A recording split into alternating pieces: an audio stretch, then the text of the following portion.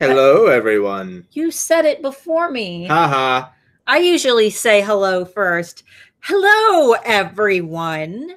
Welcome to the Friday Q&A. For those who are just joining you, we spend the first 10 minutes of every Friday Q&A just kind of hanging out, chilling. So if you're watching the replay, feel free to fast forward for about 10 minutes. Otherwise, you're going to hear all of our news. But feel free to also stick around because we have some exciting news to share during this 10-minute pre-party span. But first of all, let's say hello to some people who are hanging out today. We have Linda Sue is hanging out with us today. Eddie the Metal Chick is hanging out with us today. Wendy Work Art.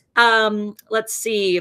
Did we get an ad? Did we get an ad? Does not look like it. Somebody said that the ad sound is playing, but we're on screen. Oh, that's strange. It should end in just a minute. That might just be a no. That might just be a glitch. So if you got an ad today, that is because our channel recently got monetized. So we get a few pennies for every time an ad plays, which helps us to create more videos for you. Now, I want to give you guys a few little news points to just kind of keep in mind before we introduce our guest today, as if everyone doesn't already know who he is. First of all, down below, I have a lot of links for you guys. The first one that I really want you guys to take note of is the live event that I will be speaking at. This event is called Bad Word Craft Fair. Will we get demonetized if I say it? No, I don't think if it's an event, it should be fine. Really? I don't know. Maybe just leave it out. Bad Word Craft Fair, and I can't get any ads to be published on Facebook because even when I don't use the name of the event, they still see it on the outbound link to buy the tickets. I didn't name the event. It's not my event. I'm just speaking there. It is a kid-friendly event, but for some reason, Facebook doesn't like it. Yeah, so it rhymes with witchcraft. Yeah, witchcraft. But for the female word for dog. Yeah, but it's not supposed to be derogatory. It's actually it's actually a women's event. But anyway, the point is, I will be there October 28th in Columbus, Ohio. I will be presenting 2 live presentations. They are more motivational, less on the Etsy side. However, I will be giving away 2 $2,000 scholarships to our own Handmade Alpha Academy live during these 2 presentations. So that's 2 different opportunities to win a scholarship. And we even purchased these really cool, I'll show them to you later when they actually come in the mail, but we actually purchased these really cool wolf statues that are kind of like your physical reminder that you won that scholarship. Those are going to be really cool. Amber Marie said stellar clue there. I stole it from you. So, so if you guys want to hang out with me live, I think the ticket price is $15. The link to buy tickets is down below. If you live in the Ohio area, it is October 28th. Going to be a lot of fun. And your $15 ticket price does include hanging out with us. So there's that. Next thing, I have a lot of people who email me about my swipe files. If you don't know what those are, you will soon, because I'm no longer going to be sending those to you guys by email. If you email us and ask for them, we will not be sending them out anymore because I'm working on, he's the one who always sends them. That's why he's saying it. I'm going to be creating a swipe file training series so you guys actually know how to use these things and you can get them whenever you need them. So that's going to be coming. The only way to ensure that you see that swipe file series, though, just disclaimer, is if you sign up for the Handmade Alpha VIP list down below. That is my email list where I send you oodles of goodies, including my personal strategy to gain more Facebook fans by using giveaways. So you'll get that ebook the second that you join my VIP list, link down below. Also, for all of our newbies, Handmade Alpha Facebook community is also linked down below. If you want to hang out with the other Handmade Alphas, ask questions, you need Etsy help, post in there. I'm not always in there like 24/7 because, I have my own Etsy shop and my Handmade Alpha Academy, but we have thousands of Handmade Alphas who have been following my trainings for over a year now. Plus, we have some Handmade Alpha Academy students in there who will help you. And I occasionally pop in and give you guys lots of goodies and news. Next thing. Man, so much news today. Handmade Alpha Academy opens in December. The only way that you will get our big fat discount is to sign up for the Handmade Alpha VIP list, which is the exact same one that I told you to sign up previously. So if you're already on there, you don't need to sign up again. But for Handmade Alpha VIPs, you will get a big fat discount on Handmade Alpha Academy, which opens in December. And I think we're going to open it around the 1st. I think Ellis said not seeing links. You'll probably have to expand the section underneath the video. Yeah, it says if you're not seeing the link. It says open for links. And lastly, guys, before we introduce Anthony, I know I've been going on for forever now. We have some mugs to show you. So for our Q&As, Domestic Platypus sent us these super cool Handmade Alpha Friday Q&A mugs, which we'll be drinking out of every Friday, except for this Friday. Only I'll be drinking out of mine because Mr. Moore here received an awesome mug with bubbers on it. Try not to pour it all over my mouse pad. From Amber Marie Portraits. Awesome. So be sure, and if you guys want to see Amber Marie, you can actually go to handmadealphaacademy.com. And she is actually one of our featured Alpha Academy students. So if you go and look at handmadealphaacademy.com, you can scroll down and actually find her Etsy shop if you're interested in checking out what she has. Now, let's go ahead and introduce Anthony finally, since I have been chatting up a storm. Anthony Wolfe is the creator of EtsyRank.com, and he has some super duper exciting updates for EtsyRank that he'll be talking about today. But first, we're going to be talking about some of these new Etsy SEO changes that have been the big buzz in the Etsy community. So, Anthony, are you here with us? I am. Great to see you guys. Hey, Mark. Hey, Starla. Hello. All right. Everyone is super duper excited out in the audience. Ellen says, have my EtsyRank Plus up also. Do I need to have it side by side with this video? You know what? It probably doesn't hurt. In the last 15 minutes, I just published an important upgrade to the listing audit section.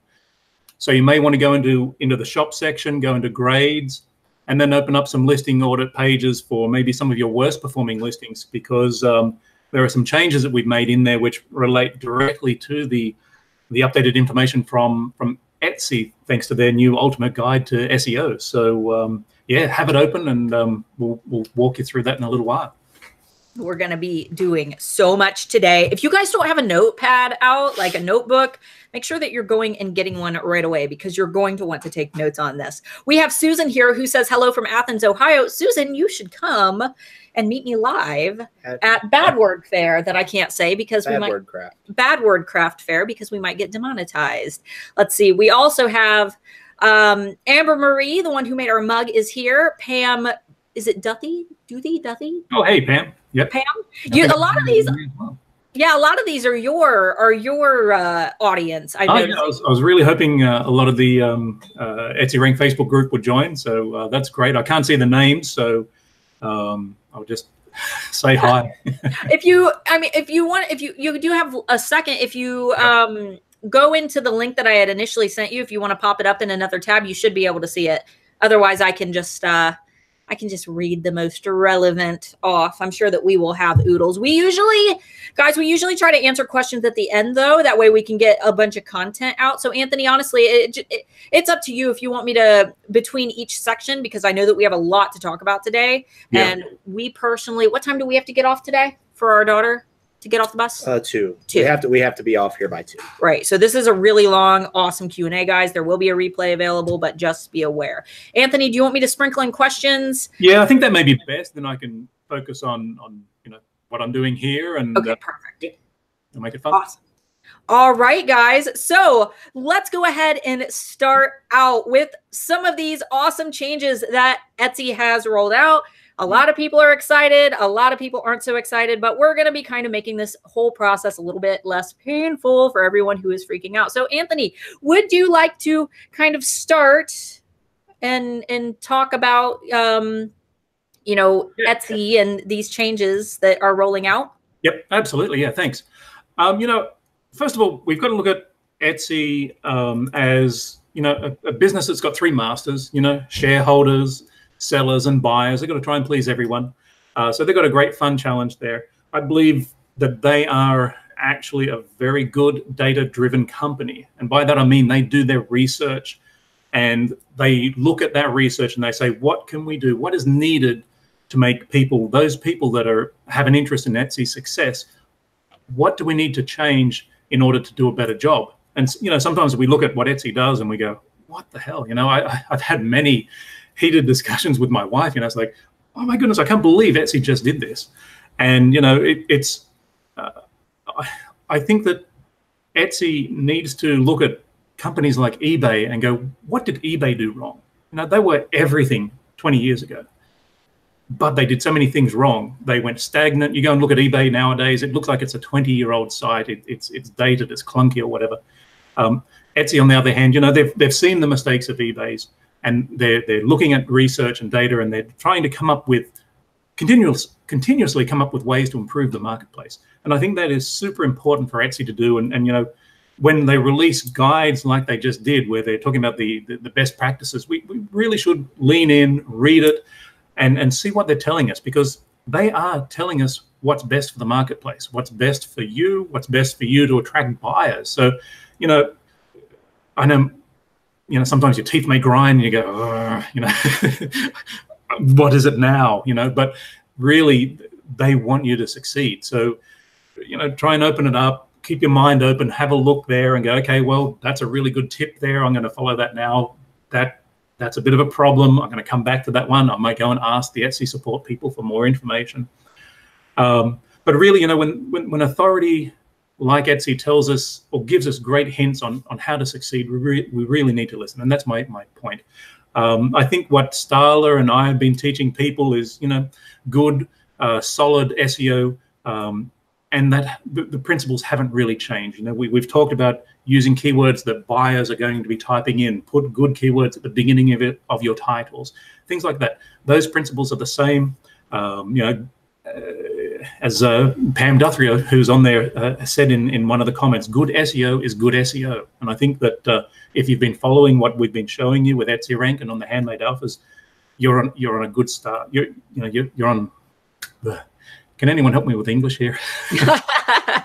You're fine. I don't think that anybody here has perfect stage presence, especially. Oh, no, I'm terrible to that. All right, time. So there's a lot in there, and I really want to do a deep dive in there. I'm going to, Mark and Starla, if you can just sort of hold me back if I start getting stuck in the weeds. And if questions in there, by all means. I am not the person to ask to do that, because I'm the one who's usually like on a tangent. Basically what Anthony is saying, guys, is don't blame Etsy if your shop isn't doing all that well. Think about how you can improve it and take Etsy's advice, because they don't want you to fail. You're the reason that they exist. There's all these Etsy conspiracies that, Etsy's trying to change everything because they want the little guys to fail. No, they don't. So they need you. So that's the point, guys. That is all right. You guys are the core of the essence of what Etsy is. So, they love you. They want you to succeed. And the only other thing I'd say here is, as I go through and I'm giving you my interpretation of what Etsy is saying here. You can do that with that information what you like. But, like I say to a lot of people, if your listing isn't broken, don't fix it. If it's selling well, if it sold last week or, a couple of times this month, leave it alone. Go and have a look at other things. Doesn't matter what we say here. If it totally makes sense, I would always focus on those listings that aren't doing well first and foremost.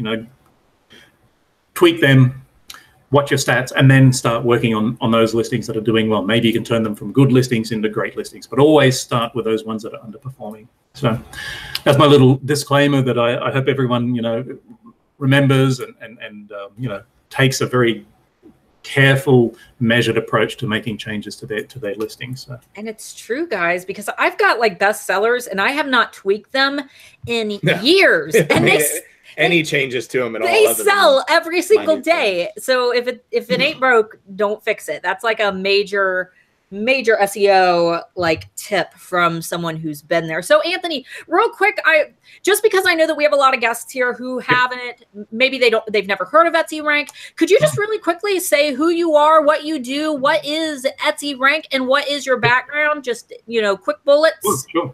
So EtsyRank is a site that I developed for all Etsy sellers to go in there and improve your shop in ways that you may not have thought of before. It's really there to educate, to inspire you, to really get you to be successful. Everyone starts small. You start with one sale. You can all remember how long it took to get that first sale, or how long it took you to get 10 sales.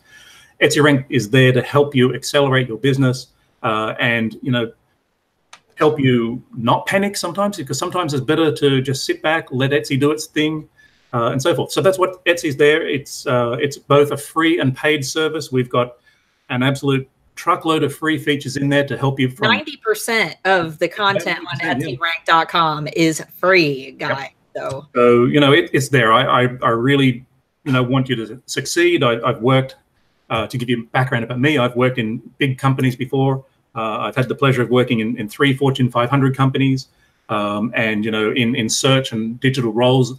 I've been in the search industry for Microsoft Search for over a dozen years, and working in big companies like that, it's great and wonderful. I was surrounded by these incredibly smart people, and learned a lot about search. But I'm here now because I want to give back. I want to give that sort of wonderful knowledge that I've been lucky to accumulate over the years, and share it with people and help others out. So to me, your success actually makes me feel good. That's why so much of the site is free. And yeah, so if you haven't already tried it out, go to EtsyRank.com, register, sign up, check it out. If you get stuck, there's a little feedback button down at the bottom of the page. I read every piece of feedback that comes in. I try to respond to everything that I can as well. And we've also got a Facebook group. How many tons of employees do you have, Anthony? Aren't you like a huge, giant company with employees that answer all your emails for you? Yeah, it's me. No, I've got the help of Debbie now, who is our Facebook moderator. She is an absolute rock star. So, and a Handmade Alpha. Yeah, she is. Yep. So come on in, try out the site, use that feedback. If you've got any questions, I try to respond to everything that I possibly can. So yeah, awesome. That's me. That's EtsyRank. Yay! All right, guys. So let's go ahead and dive into this big article that everyone probably found in their email this week that Etsy sent to us. I believe that it was titled, The Ultimate Guide to Etsy Search? And that probably scared everyone half to death, because what I'm assuming happened was everyone said, oh no, Etsy changed everything again. Anthony, would you like to tell us how Etsy search works and break down this article? And let me know if you want me to screen share that article with them. Yeah, look, it might be good to do that. If you can just open up the first page, because and go into the chapter 1, how Etsy search works, because I think it might be good to have it on the screen at the same time. Okay, give me 1 second, guys. I can't scroll down on this window. Just a little technical difficulty here. 1 second. There we go. All right, and then click right here. There we go. There it is. And then go ahead and enlarge that right there. Okay. I don't think that makes any difference. All right. Okay. All right. So here is the article. And this is linked down below, guys, if you want to follow along. So I'll go ahead and scroll down, and we're going to go into chapter 1 of this big, giant article, which is titled How Etsy Search Works. And this is pretty much, I think that this is one of the most valuable chapters of this entire article. So Anthony, do you want to kind of dive into this article, and I'll try to keep up? Yeah. So I think the first thing I really like about this is that Etsy have, at least in my mind, tried to clearly summarize how search works in a couple of phrases here. And this is very much how search engines work out in the world. They go through this phase called query matching, and that is where they look at what someone typed into the search box, and then they go, what listings have got those keywords somewhere in the title, in the tags, in its category, or in its attributes. And I don't think I've seen Etsy mention those 4 aspects before when it comes to keyword matching. I've seen old posts in the seller handbook about categories. I don't recall seeing anything about the attributes, but I think it's really good to know that categories and attributes work just like tags. So it was really good that they explained how the keyword matching works. So to try and simplify it a little bit further, your listing has to have every one of those words that that person has typed into that search box somewhere in its title, in its tags, in the category, or in the attributes. That's how they decide if there's a match. So if you've got those words somewhere in your listing where I just described, then you're in a match. You are in that match of 1 out of 50,000 possible listings or whatever it is. You're in the game. And Anthony, that's like when we talked a few days ago, the metaphor that I used is SEO is the difference between having your shop out in the middle of the forest, you know, and no one knows about it. Nobody knows how to get there. Nobody knows to turn down that road and find your restaurant, or you use SEO. And that's like having billboards and flyers that actually direct people to your restaurant that's out in the middle of the woods. Otherwise, nobody's going to know it's even out there. Yep. You know, that's a great way of putting it. I've heard some wonderful analogies. I won't give you any other ones because I think your one's great. The second part that they talk about is ranking, and it's really important to separate these things. You know, the query matching is about having the right words in your listing to match. Ranking is about all those other things that Etsy uses to figure out who's going to be on page 1, who's going to be on page 2, and so forth. And, you know, they are a little bit vague for my liking, but they do, you know, talk about things like how their context-specific ranking looks at the habits of buyers. I think that's good that they do that. They further in the guide they talk about things like the ratings, how buyers feel about your product. You know, not just people that looked at it and favorited it, but actually bought it and what sort of review they looked at. That all they talk about that in more detail further down in the document there. So I think that it's great that Etsy sort of summarize it like that. From my perspective, being a search guy, it kind of clarifies what I'd known for a while, but I think they articulated it very well. You know, and I think when it gets to the relevancy, sorry, excuse me, I'm just going over my notes here because I realize I'm switching pages. Oh, you're fine. One thing I did want to point out, and this is something that I actually noticed that Etsy pointed out in this article, and there's been so much controversy about these new Etsy paid plans. Subscribing to a one of the Etsy paid plans like Etsy Plus will not and technically cannot legally influence your rank unless Etsy were to release, you know, and say that. But they actually put that in this article. So if that's one of those things that you've been worried about, please just know that that is absolutely not the case whatsoever. I just wanted to throw out that quick disclaimer because I see it almost every single day.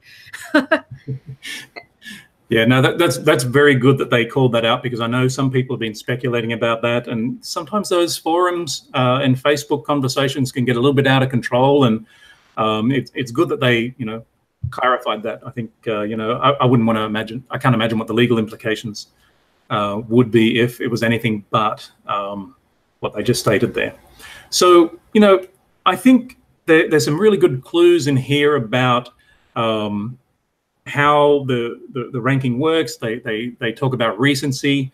The things that I like about here is that, you know, we've all been through that time where, do I just go and renew my listing, give it a little bump, and hopefully there's a few sales in there? And, you know, they clarify what recency is and how they give new listings a bit of a boost. And early on, they explain that why they do that. And that's really so that Etsy can see how it performs. You know, is it a good picture that's attracting people? Are people clicking on it? Or maybe they're adding it to their cart to buy later on. All these are little signs that Etsy get in that little brief period when you list an item or when you renew an item. And they can go at that, they can look at that and go, huh, this one's performing pretty well. Or the opposite, they may go, this one's not really doing so well. And so what they now have is a quality score, and they can then park your listing where they think it naturally fits in the results. And I think that's really good that they clear that up for people. I think the other thing to keep in mind is that if you have a renewing strategy where you go in there and renew every day a whole bunch of listings, they call out that it's not a really sound SEO strategy anymore. You really can be focusing and should be focusing on other things. And, you know, I've had many discussions in our Facebook group about how successful renewing is. And I think it's a little bit like getting struck by lightning nowadays. Occasionally you'll get a sale out there, but I feel like the effectiveness is diminishing, and I think that they've mentioned that there. So, you know, I would say everyone pay attention to that. If you've got a renewing strategy, it's best that you start looking at other tactics to improve your SEO rather than just trying to game the system with continual renewing. Yeah, and the most interesting thing that when we talked the other day was when you said that in terms of conversion rates, if you're constantly renewing that listing every few days, which used to work, like let's be real here. A few years ago, yes, it did work because I was one of the people who did it like every 2 days and paid that 20 cents per listing every 2 days. But now that all of this new information has come out, you also have to consider that conversion rate. And when you're constantly renewing that listing and Etsy is kind of scanning it because it's you know, seen as a new listing, and they're bumping it to kind of gauge that activity, and they don't see it sell, what you're doing is you're digging yourself into a hole, basically, because you're showing Etsy that, hey, here's my item, and it's not selling. Yeah, it's just giving them more data to demote your listing further. So, you know, I really think people should be weaning themselves off this. Plus, it's expensive. You know, it's what is it, 20 cents every time you renew? It adds up. So, you know, if you really absolutely believe it's still working for you and you see sales that you can directly attribute to it, okay, well, keep doing it. But really, if you're sort of hoping that it might do something, I'd say, you know, go back to your keywords, look at what the guide is telling us, you know, listen to Starla's advice, go and use the features on EtsyRank to get some ideas on how to improve your keywords and things like that. There are better ways. In terms of renewing, I think that the one time that it is okay to renew is when you make like a major SEO change in your shop and you do like, you know, maybe after this Q&A, everyone who was kind of unsure about SEO might go in and start working on their shops, and they might go in and edit all of their listings.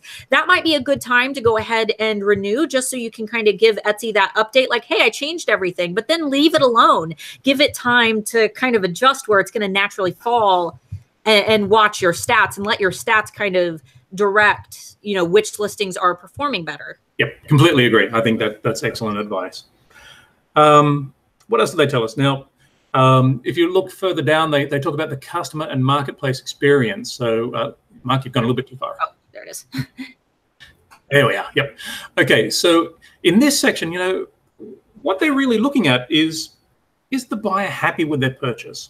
Or, you know, they look at your listing, they click on it, they add it to cart, they buy it at some point, but they receive it. Are they happy? You know, did you meet all their expectations? Did you exceed the expectations? And, you know, if they look at that purchase, that's great for you. That's already good news. That's sending a good signal to Etsy. But what really reaffirms that or solidifies that is a nice positive review. If you've heard me talking before, I rant on about positive reviews all the time, you know, so that is, when we're talking about customer experience, that's a beautiful way to figure out, was the customer happy? And Etsy will reward you for that. Absolutely. There was, you know, also talk about the market. What's the word I'm looking for here? No, it's going to come back to me later on. Starla, fine. That's fine. And you know, when we talk about great reviews, guys, what great reviews basically do is not only do they help you to hook other people who are shopping, who are looking for shops who display those good reviews, but you're sending signals to Etsy that you are a shop that other buyers trust. You are, you know, you are good enough for them to recommend on page 1 of a search. So when I actually release those swipe files, which, like I said earlier, if you sign up for my VIP list, which is linked down below, you'll be the first to actually get those again once I create the training that goes around them. We have thousands of handmade alphas who use them. In fact, alphas in the audience, type in the chat if you use my swipe files and kind of just give everybody an overview of what those swipes have done for you. But basically, these are messages that you send to your Etsy customers preceding a sale. So they're completely transactional. They do not break Etsy's terms of service because they surround that sale. But because you're keeping your customer informed basically every step of the way throughout the order process, they're more likely to leave you a great review and less likely to run and leave a bad review because they'll be more inclined to message you rather than leave that bad review if something goes wrong. So, and a few other things that I commonly see with Etsy shops, and what I teach a lot of this in the Handmade Alpha Academy in depth on how to do this, but just small overviews, complete shop policies, and basically all of the fields that Etsy gives you. Honestly, it's not just policies, it's your about section. It's your shop announcement. Make sure that you're filling out all of the spaces that Etsy has provided to you, because not only does this help, you know, your actual buyers, but it's also going to show Etsy that you are an active seller, that you're doing everything that you can, that you're using all of the tools that they provide to you. And with that, the same goes for getting bad reviews or getting cases filed against your shop, or getting intellectual property infringements, or even I recently found out warnings in the forum, or violating any of their community policy. All of these things can actually hurt your rank. However, they weigh differently, if that makes sense. So none of those things are good for you. We'll just say that, but they hurt you in different ways. And one of the disclaimers that I wanted to throw in that I actually found was that Etsy said a community warning. So maybe you, like, I don't know, you cuss somebody out in one of their forums. A community warning is only factored into your score for 1 year from the day that it was issued. So if you like went to jail, you know, Etsy jail 2 years ago, that's probably not going to affect you anymore. But it's one of those things to really consider if you're someone who frequents the forums and actually utilizes the Etsy community. Make sure that you're following their guidelines. Yeah, behave yourself. I think that's the the short answer.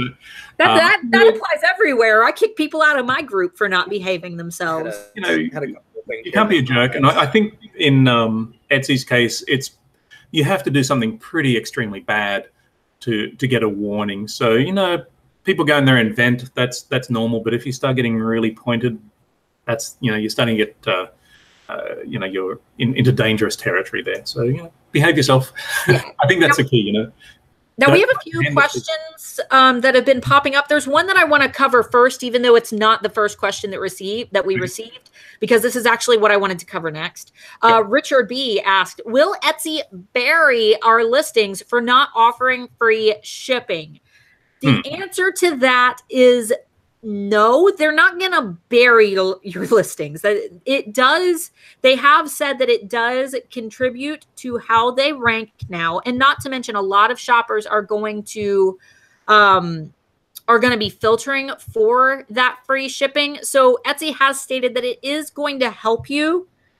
But if you can't do it, you can't do it. I mean, there's other things that can still boost you up. You know, that's not the bottom line determining factor. And chances are, if you can't afford to do free shipping with your products, then there's a pretty good chance that most of your competition is going to be in the same boat. Right.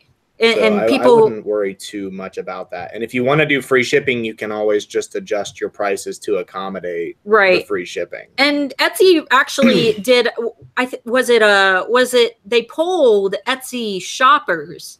I believe they said, and what they found was that 50% of buyers say that they're less likely to buy if shipping prices are too high, which will obviously hurt your conversion rates, which will hurt your rank. So listings with lower shipping are more likely to rank higher. And a lot of that has to play into people clicking on that listing, ready to put it in their cart, and then they see that shipping price and they bounce off of that page, and you're increasing that bounce rate, and your conversion rates are, you know, going down significantly. And that's not just like an algorithm thing either. That's statistics. That's information based on what buyers are specifically saying. So you've got the algorithm fighting against you for having higher shipping prices, but you've always got people fighting against you as well if your shipping is too high. Right. So ultimately what we want to do is cater to people. So even if that means adding some of that shipping price onto your product, you know, that actually, what that does is it psychologically puts more value on the product, because we go from saying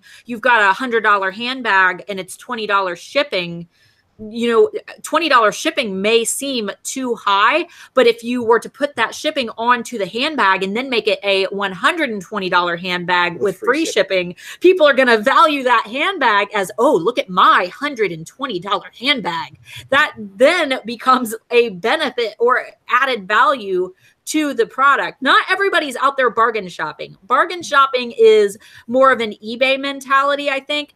On Etsy, most shoppers are actually they're purchasing your craftsmanship. They're purchasing your art, your experience. So don't get too hung up on prices, because little like top secret teaser here. Handmade Alpha Academy students, please feel free to back me up in the comments so no one thinks that I'm crazy. But when I say that raising your prices can actually lead to more sales, that is based on fact. That is based on thousands of alphas who have done it and who have watched their sales actually rise because they have raised those prices and are actually charging what they deserve for their product. So I mean, a lot of the times, even me, when I'm looking for a specific product, I'll generally filter by like price highest, because those are the people that I know. Right. I mean, there's going to be a couple of crap heads in there, but the majority of them are going to be people that really care about what they're making. Right. So, Anthony, you want to go ahead and we can move on to categories. Do you want to talk about what those are exactly? I actually don't know where categories is on the stuff. Yeah, I think we need to pop into the next chapter. Oh, okay. Is that down at the bottom to scoot? Is that in Keywords 101? Yeah, I think it's in. Yeah, I think it is in there actually. Okay, so yes, there it is. All right. All right. So I think that the first 4 words here really say it all in some respects. They act like tags. So those words that are in that category, they make, if you've got a tag with those exact same words, that tag is redundant. You can remove that tag and use it for something else and attract more people with a little bit more diversity in your tags there. So I think it's great that they've called this out. A lot of people still have that duplication in there, and you don't need it. It doesn't send a stronger signal, unlike the tag and title, where a repetition can send a stronger signal. In the categories and in the attributes, it's redundant. So it's a great idea to remove it from your tag and then use it elsewhere. I think that, let's see, what have we got here? Sorry, I was reading off the screen and then you moved it and it's like, I'm sorry. Should I scroll down? Yeah, no, that's fine. So, that's really good from a category perspective. They're guiding you. They're trying to tell you, hey, here's a way that you can attract more buyers. So I think it's very neat. I don't think it's been hotly contested or debated anywhere. I think it just makes good sense. So I'm glad that they've called that out. Attributes are similar. But there was one other thing I wanted to say about the categories. And this is where I think it's really important. Get precise with your categories. Don't just sort of leave it in jewelry. Where is it in jewelry? Because you can get right deep down into the subcategories of jewelry. Your listing will still appear on all those parent categories right up to jewelry. So, get very specific. It's going to help people, especially when they're browsing or they're getting at the busy end of the purchase decision process. So get them precise. You get extra words in there, and that frees up some of your tags to get even more creative. So I hope that helps. I really like to clarify that. And we have so many questions. Do you want me to? We'll wait till the end. I just worry that people will forget what they wanted to ask. Okay. Well, maybe we can do it after attributes and then try and clear it back. All right. We'll let us cover attributes, guys, and then we will try to get some of the questions dished out, because basically when our Q&As last too long, people get mad at us and come in the replays and yell at us and tell us how our content's too long. So that's why we have to kind of condense things. So let's go ahead and finish up attributes, and then we will get to the questions. People are saying crazy echo from both sides. Let's give it a minute to kind of chill itself out. La, la, la. It should be fine. Just we'll go ahead and echo cleared. Refresh, guys. If you're hearing an echo, it usually happens sometimes. We have no control over that. No, it doesn't mean that one of us needs to mute ourselves. That's a different kind of echo. Yeah. All right. Let's go ahead and move on now that a few people are saying that it sounds okay now. All right, good. All right, so attributes, they're a little bit like categories in that you can bucket your listings with certain properties. I think that this is a really great thing that Etsy are working on. I know they're continually improving it. Attributes help describe your item in fairly broad ways. And that is very useful for people are filtering up results. If anyone's purchased on Amazon, you likely have used attributes. I mean, I go there and I'm often buying computer components and I'll filter down by who the manufacturer was, you know, how many gigabytes it has, and all these sort of things. They type in attributes, and that's starting to do more and more of them. They realize that searching and showing results for listings that are unstructured is a really hard job to get. It's really hard to get the relevant results in front of people. So they lean on attributes to try and eliminate some of the less relevant items in the search result page. So getting attributes into your listing is important. Pick the most relevant one. If they're not precise, but they're approximate, then use what was the example here? Something pink. If yours is pinkish. Hey, Anthony, scoot towards your mic just a tiny bit, because I think your echo. A lot of people are saying that they can't, that the refresh isn't making a difference, and that it sounds like it's mainly your mic. So maybe sit just a little bit closer to it. All right. How about that? That sounds a lot better. Okay. Cool. Running the camera now. Okay. So key thing is get attributes in them. Make sure that they're, you know, relevant. Don't try and tell someone an apple's a pear. But they use that example like pink. If it's pinkish, maybe it's a magenta. I think that's pretty damn close on the color spectrum. It's good for being approximate. And then go and use your tags to get very precise. I think that is what that's what I'm taking away from that. Sorry. Oh, you're fine. A couple people say that it's getting better, and then a few people are saying that the echo is getting really, really bad. No, I'm actually hearing it a bit too. Is that on, guys? Is that on our end or is that on his end? Feel free to let us know, and maybe we can. If mine, okay, only Anthony is echoing. It was better when he first moved, and now it's getting bad again. All right. Let's see. I have an external microphone. I can try that if. All right. Well, let's do that. And how about I answer a few of the questions that we had? All right. Mr. Moore, can you scroll up? All right, guys. We know that it's bad, so stop typing for just a minute so we can get to the questions. The chat's moving like a mile a minute here. All right. So we had a lot of questions talking about. I'm going to stop sharing for just a second while we answer. Oh, that's. Let me do it. Just stop. You'll screw the whole thing. I know I will. Leave it alone. Okay, there we are. We had a lot of people talking about the free shipping thing again. And first of all, guys, don't shoot the messengers, because we get it. We get that it sucks for a lot of you. I know there's a lot of people who are freaking out. What we're here to do is help most of you. And I know that there's going to be a few of you who are going to say, that's not going to work for me. Tell me how you can help me. And I'm sorry, because we can't help everybody. We're doing our best. Right. We love you guys. We didn't do this. Etsy did this. And like was said before, free shipping isn't for everybody. Some people, if you can't afford it, you can't afford it. That doesn't mean that you're not going to be. I just now switched to free shipping to experiment with it. I have not offered free shipping ever. And I just now did it just to see if it changes anything. And there were several questions about international. We didn't make it free for international. And I think the majority of international people buying from the US don't expect it. So yeah. So don't feel bad about that. And you can choose to only offer free shipping domestically. So don't panic, please. Let's see here. Okay. I think that's. Sue asked, are people who only make one-of-a-kind items penalized with regards to rank? A listing can only be sold once. It will always have a 0 conversion rank. How can we overcome that ranking deficit? Sue, unfortunately, that's one of those things that a lot of people have been freaking out about.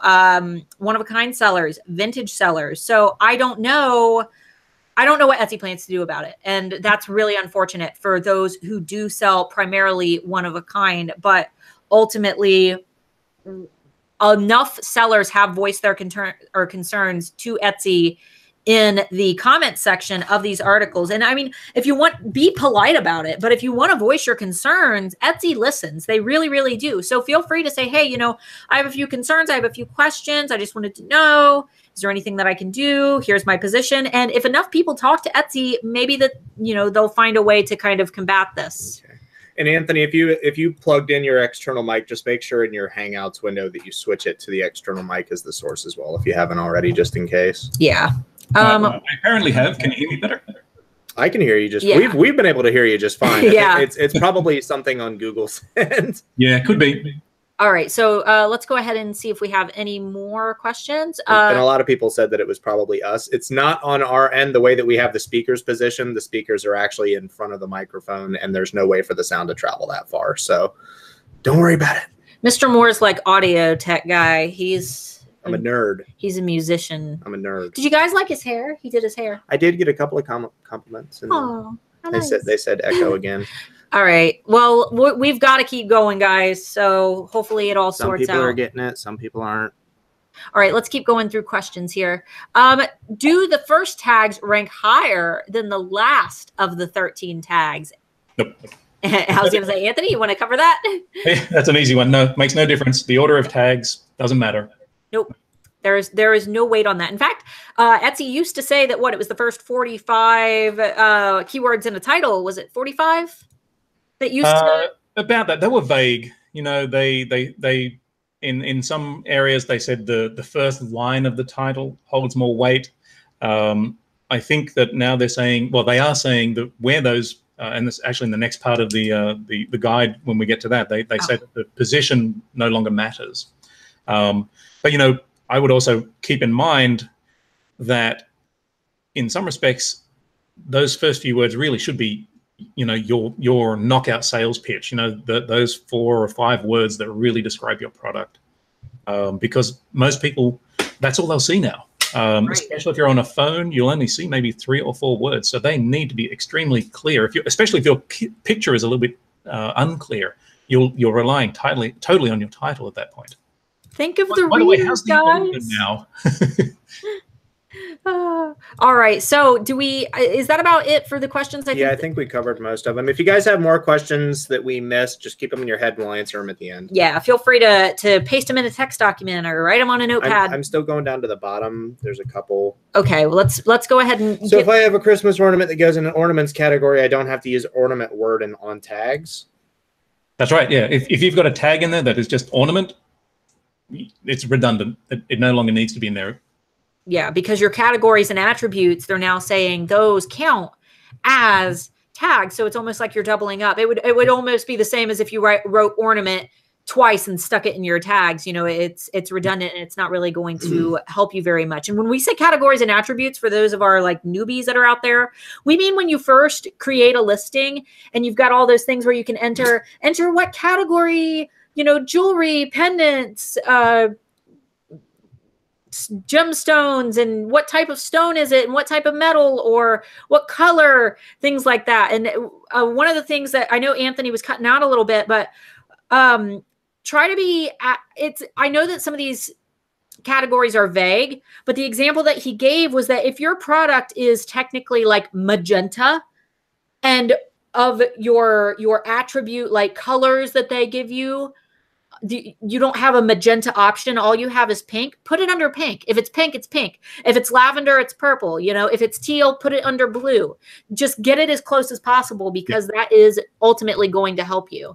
Exactly. You know, if you look at a buyer, you know, if you were to select blue from an option, you'd expect shades of blue. You know, there's a degree of subjectivity in there. There's all these sort of variations. I think what you've just described there is perfect. How are those questions looking, Mark? We had one going back to reviews. I'd received a positive written review, but only 1 star. Looks like a mistake. Can't get in touch with the buyer. What should I do? Leave a response comment? You know, I've seen that occasionally. You've got about 100 days from the time that they write that review for them to modify it. After that point, you're kind of stuck with it. So you can message Etsy That's if what you I think would it's a do. mistake. I would message Etsy, because if the thing is totally positive but it's a 1-star review, it's probably a screw up. That could mess you up bad. So yeah, that's a good idea. Is that about it? We had a lot of people asking for him to just repeat the section on attributes. That's why I kind of did the pink example, because that was I don't think he wants to read through everything he covered, but basically fill out your attributes. Your attributes and categories count as tags, so you don't need to repeat anything that you've put in your attributes and categories. If you list your necklace under, we'll say pendants, you don't need to put pendants down in your tags. If you know, does that make sense, guys? You don't need to repeat those down in the tags section, and make sure that you're filling out all of your attributes, because ultimately filling out those attributes isn't going to hurt you at all. It's only going to help you. So, but just make sure they're relevant. Don't, right. You know, if you're selling an apple, don't put it in, you know, an attribute as a pear or something like that. That's obviously misleading. You don't want to do that. And don't switch all of your categories over to Christmas just because it's Christmas time if the product isn't actually a Christmas item. Yeah. Tracy, it's very tempting to do that, but you know, unless it's a Christmas tree decoration or something that is clearly a listing for Christmas, you know, if it's not one of those, keep it out of keep Christmas out of your attributes. Yeah, Tracy's getting mad. She says, "Please move on." I'm going to make sure we stay on this section. All right, Tracy. We're going, Tracy. We're going. We have tech problems. Let's see. Toady. So our tags don't need to match our titles now. No, that not your titles. Your attributes and your categories. Okay, attributes and categories. All right, so let's go ahead and start moving on before. See, I told you, everybody gets freaked out. Like the content overload. Yep. Anthony, where did we leave? Okay, so we're up to titles. All right, we're up to titles. So guys, I'm going to go ahead and screen share one more time here. Mr. Moore. G. Morgan, I had a customer send my custom item back because it wasn't black enough. Even after my terms state custom items are not returnable. Oh, boy. That's fun. All right, we need which application window? This one. That and right there. All right, guys. See, this is the glory of coming live. You get to see all of our goof ups. So if you don't like it, sorry. All right, go ahead. Titles. Let's go. Okay. So I'll try and keep it a brief here, and I think that's kind of apt for what Etsy are telling us. You know, they're saying, you know, keep them short and clear, be descriptive, but succinct. So I think, you know, listen to what they say. Don't try to repeat the words in there too much. Don't try and pad out and use all 140 characters. You know, short and clear. Lead with the keywords that best describe your item. You know, that to me is really good advice here. Those first few words, if your buyer is looking at your listing on their phone, they're not going to see very many words there. So you want to make sure that title, the beginning of the title, is the killer words that you need to describe your listing there. So, you know, do that. Think about what the shopper is searching for. You know, they talk a little bit later on about long-tail keywords. Those long-tail keywords are the sort of terms that people are looking for. They're usually very descriptive. So you want your titles to try and match those. What else have we got here?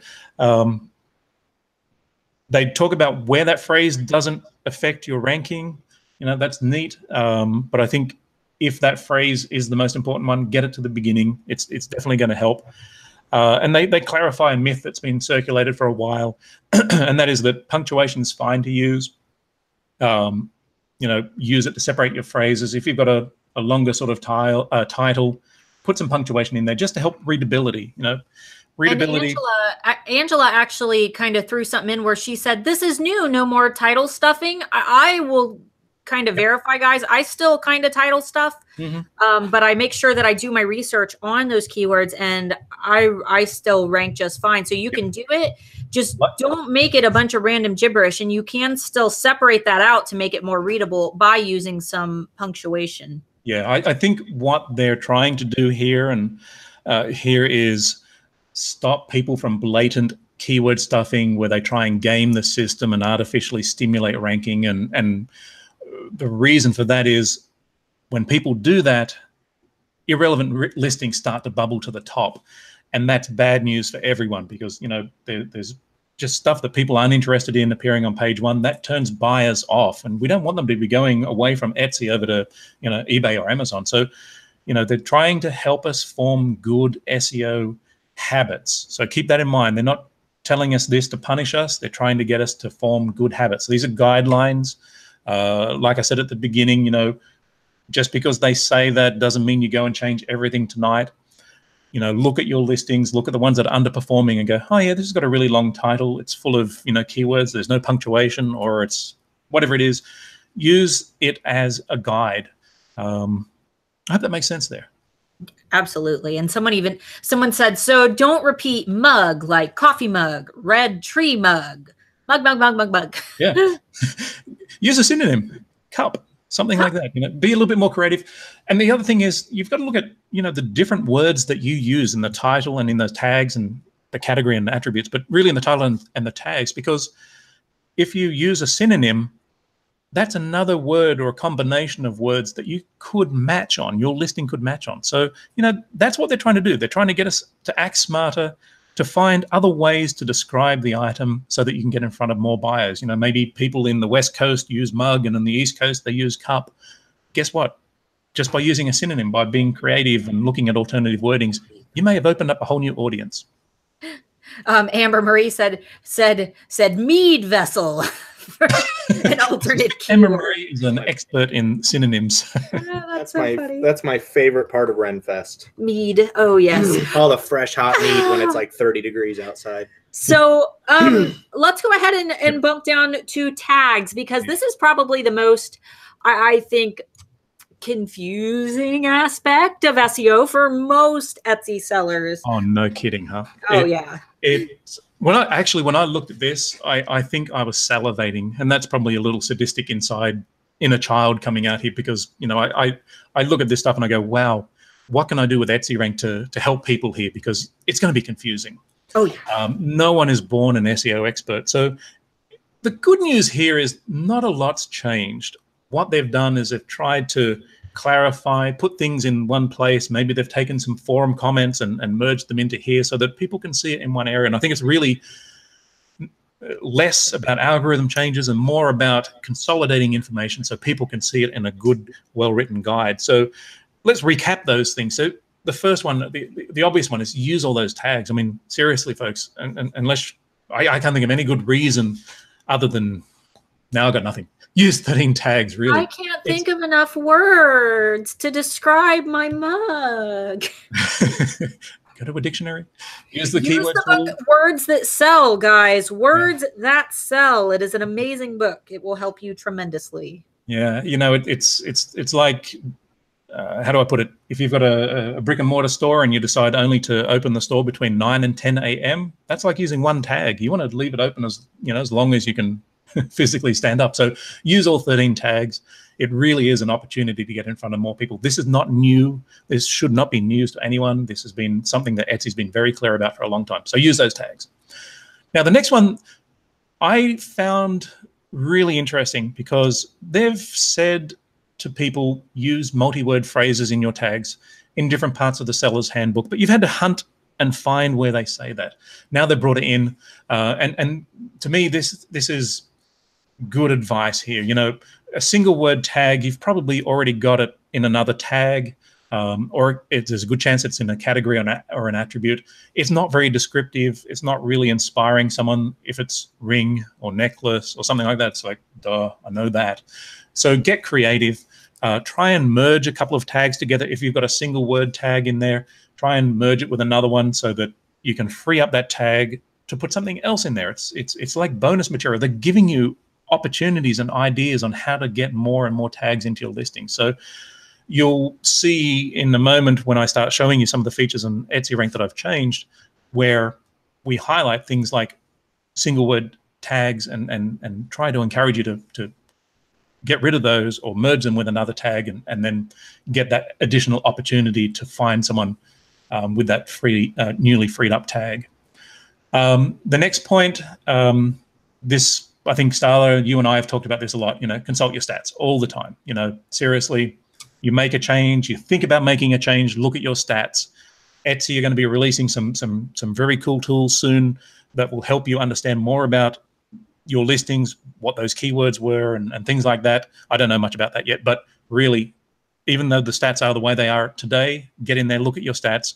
If you've got a keyword that is working well, that brings in views and sales, don't remove it from your tags. Leave it in there. It's obviously working. Don't remove it. Let's see. I think we'll move down to the next one. So synonyms. We talked about that just a moment ago. You know, mug, cup. What was the other one again, Mark? What did Anne-Marie say? What was it? Mead. Mead something. I can't remember. Maybe that one's a little bit of an extreme example. I don't know. Vessel. People would type that in, but you know, drink flagon. That's what they're talking about here. Use synonyms. Etsy cover the basics pretty well. You know, jewelry is spelt 2 different ways depending on whether you use the Queen's English or American English. So we're pretty good there. A very good example of a word that has very 2 different meanings, which I awkwardly discovered when I first moved to Canada, was thong, which has a very different meaning in Australia than it does in the US and Canada. So, apparently fanny pack too. Our UK audience was very offended when we said fanny pack. We're like, it's a bag. It's for your. It's a hip bag. Other side. So just be careful. That's upside down in Australia. Repeat that. I said, is it true that things are upside down in Australia? You guys are all upside down, right? Don't get Mark he thinks he's funny. There comes his dad jokes. So yeah, think about the different types of words people use. You know, if people describe things differently in the South as to how people may describe them on the East Coast or the West Coast or in the Midwest, use those variations as well. You know, do you really want to just limit yourself to one little region within, you know, the US, or want to exclude possibly, you know, 10 million other people on the, you know, the West Coast or something like that? So, you know, think about the terminology. I think it's not, sorry, go. Oh, I was going to say, and guys, if you need to know, if you're confused as to, you know, other terminology for something that you might sell, post a picture of it in the Handmade Alpha Facebook community, which is linked down below, and say, you know, I'm performing a regional test. What do you call these? And just let it sit and see what people actually enter. Don't give them any context. Just say, what would you call these where you live? And let people kind of fill in the blanks for you, because they might think of some keywords that you've never thought of. And work around it. Right. Cool. That's it. Okay. All right. Shall we move on? Yes. So I think we wanted to talk briefly about new shops. Yes. Is that on here? I know that we talked about tagging.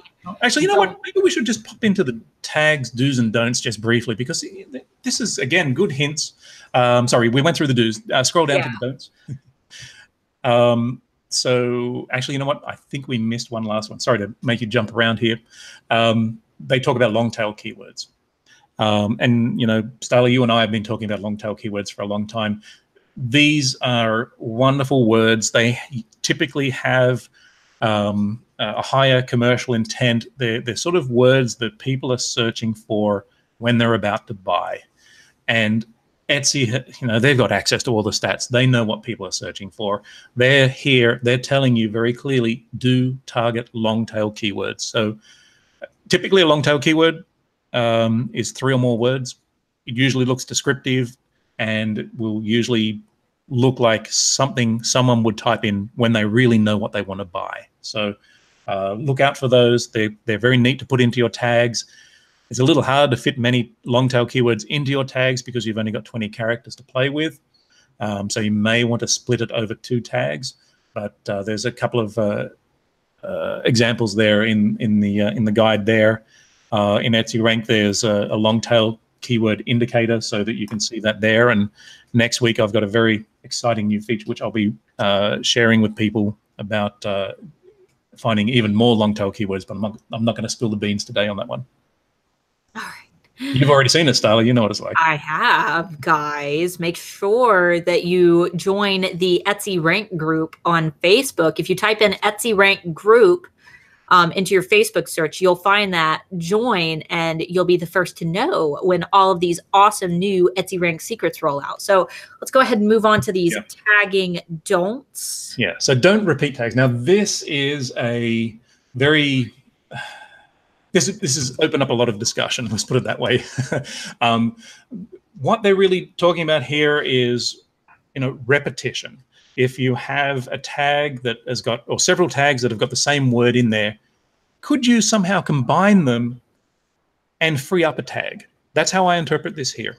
So the example they've got here is the octopus art and octopus print. What they're trying to do here is say, can I merge this into one tag without messing things up and free up another tag? And I think that I'd really love to see Etsy give us some more examples on this here, but I think the essence here is they're trying to give us that opportunity to get in front of more people. So if you use octopus art, octopus print, octopus, oh God, I'm lost again. You see what they're doing here. Try and merge them if you can. If you do merge them, try and have that tag with words that they're in the right order. So octopus art print, I think, is a good ordering. If you put in there print art octopus, you're not going to get an exact match on anything there because, unless you speak worse English than I do, it's not going to be typed in by anyone. But I think their example is good, but I think they need to show a few more examples there. So I've got a couple of questions at the Facebook group that the EtsyRank people go to have asked me, and I'm going to fire that off to Etsy to see if they can elaborate a little bit more there as well. Anthony's in the know. He communicates with Etsy very, very frequently. Oh, yeah. No, I must say that I've been super impressed with Etsy lately. They actually reached out to me in this case, and I was like, whoa, they've asked me for something.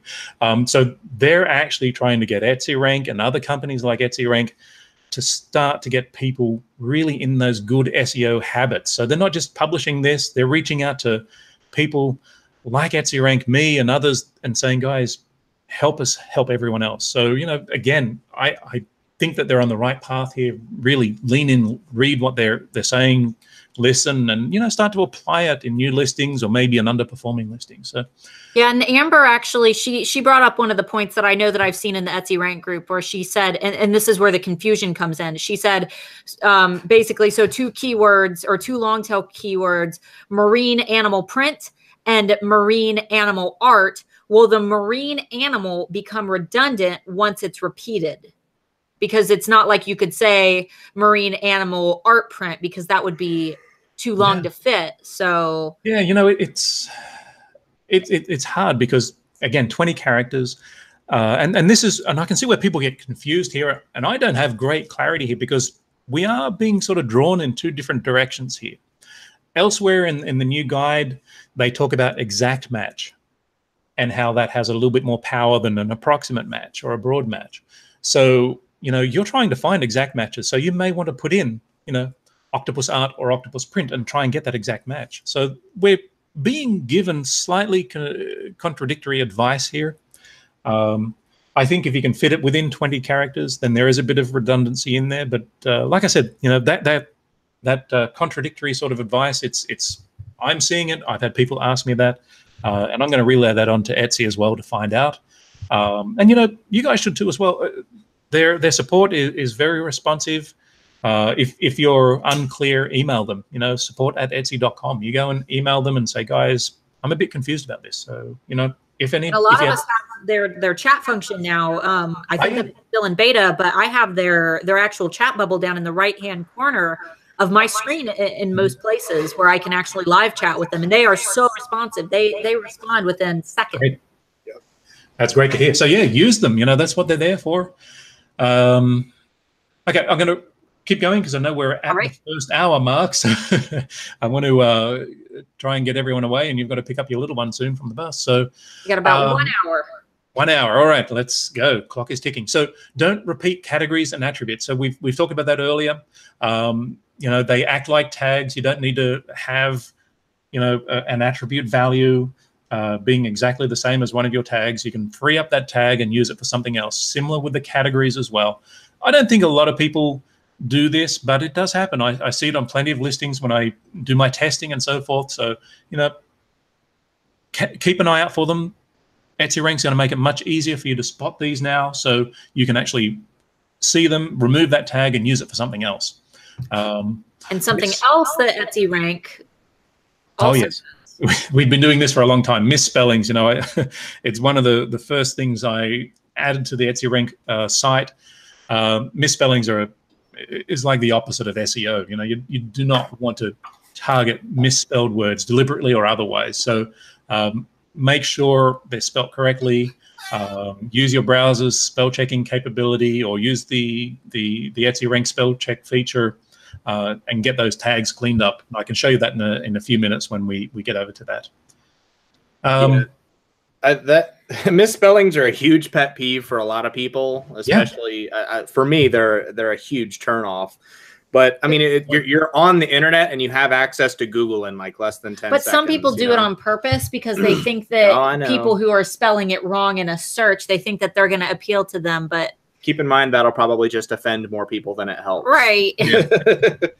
It makes you look sloppy, right? It does. It really does. Yeah. And then don't add tags in multiple languages, guys. This is one of those things that I get asked a lot personally in the Handmade Alpha Academy. I know that we have a few Spanish-speaking alphas who have asked me if it's a good idea to repeat those tags in Spanish. And the thing is, unless you're using I guess I could say almost like a slang term specific to that language that isn't translated, you're probably not going to see any results from doing that. So you're going to want to stick to the language that you actually chose when you first created your account. And I mean, that's what language you're going to see everything translated in. So if you're unsure of that, just open up any listing and you're going to see it translated, because Etsy translates for you. Now, one thing I will say is that I know a lot of people will actually add their own translations into their descriptions, which is a good idea, simply because their translations are not very good. They are not perfect. I mean, have you ever used Google Translate? It's about the same quality.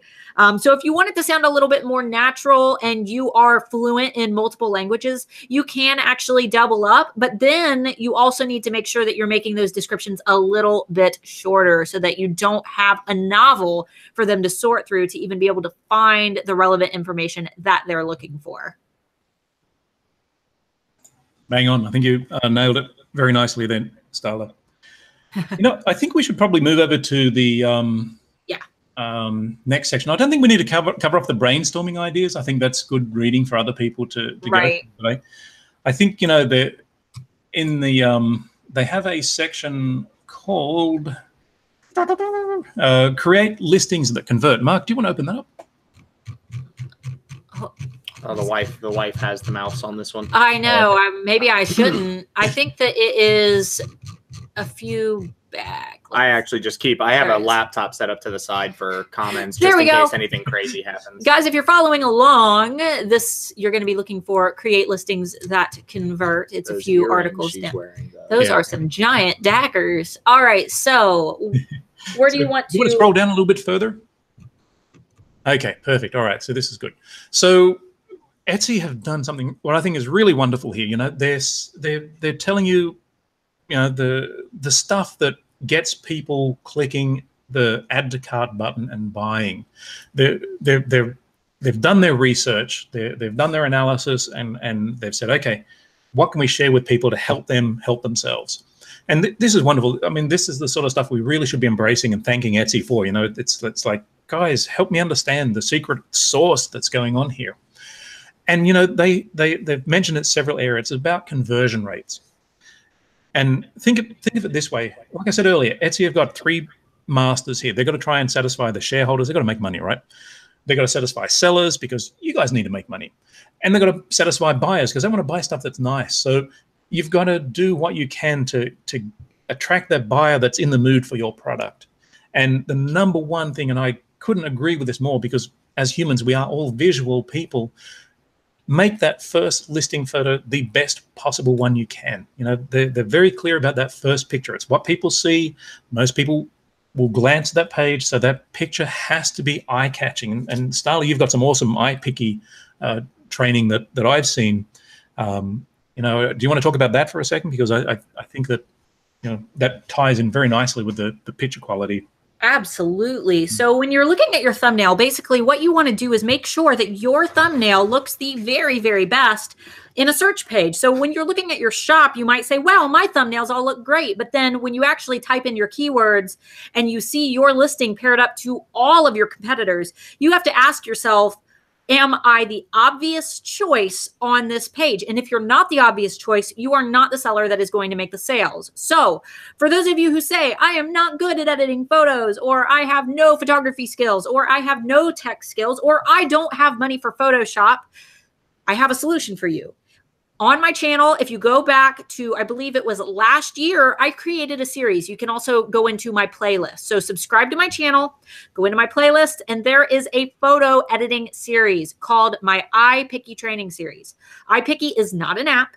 It is a website. You do not have to download or install anything. You immediately just hop onto the site and you can begin editing your photos. But here's the trick. It is a little bit complicated to figure out. So I've created an entire training series that is going to teach you how to edit photos on dark and light backgrounds and how to make really graphic ad photos. Now, I will throw out a disclaimer that for your listing photos, Etsy tends to prefer light or white neutral backgrounds for those thumbnails. If you look at the first page of Etsy's, their editor's picks, they're almost always on light or white clean backgrounds. Now, there are some shops where it is the exception to the rule. There are shops out there who do fantastic with darker backgrounds, but for the most part, Etsy prefers those light backgrounds. And my iPicky training series will teach you how to whiten up those backgrounds and give your photos that really professional, clean look without having to use Photoshop. So you can find that on my channel. It's been around for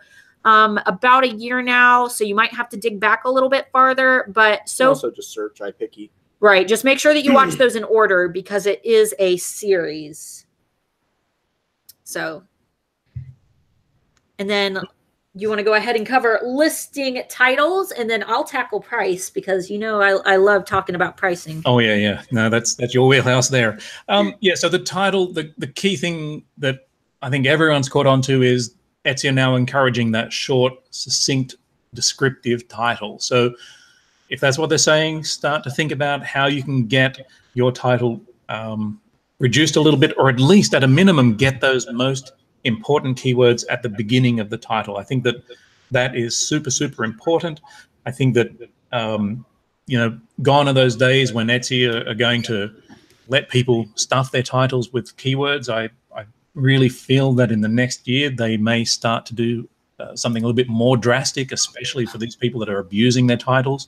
So, you know, get in there, make them nice and readable, punctuated if need be, but, you know, be descriptive, use those relevant keywords and phrases.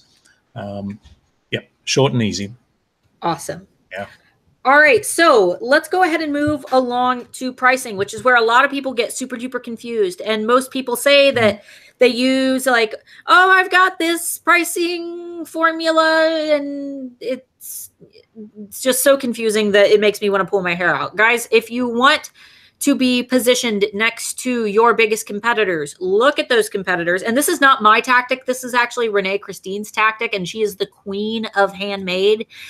She was my business coach when I started out. But what she always taught me was to price in the top 10% of your industry, which means look at your competitors and position yourself next to them. Don't try to compete in pricing on Etsy. And the reason for this is because Etsy is a platform of value and quality, not a platform of discount and trying to bargain hunt. That's not what Etsy is for. And there are bargain shoppers out there, but it is easier to sell one $100 item as opposed to 100 $1 items. And of course, there are exceptions to the rule for stationery and cards and prints and you know, digital files and things like that, where you can't price too high.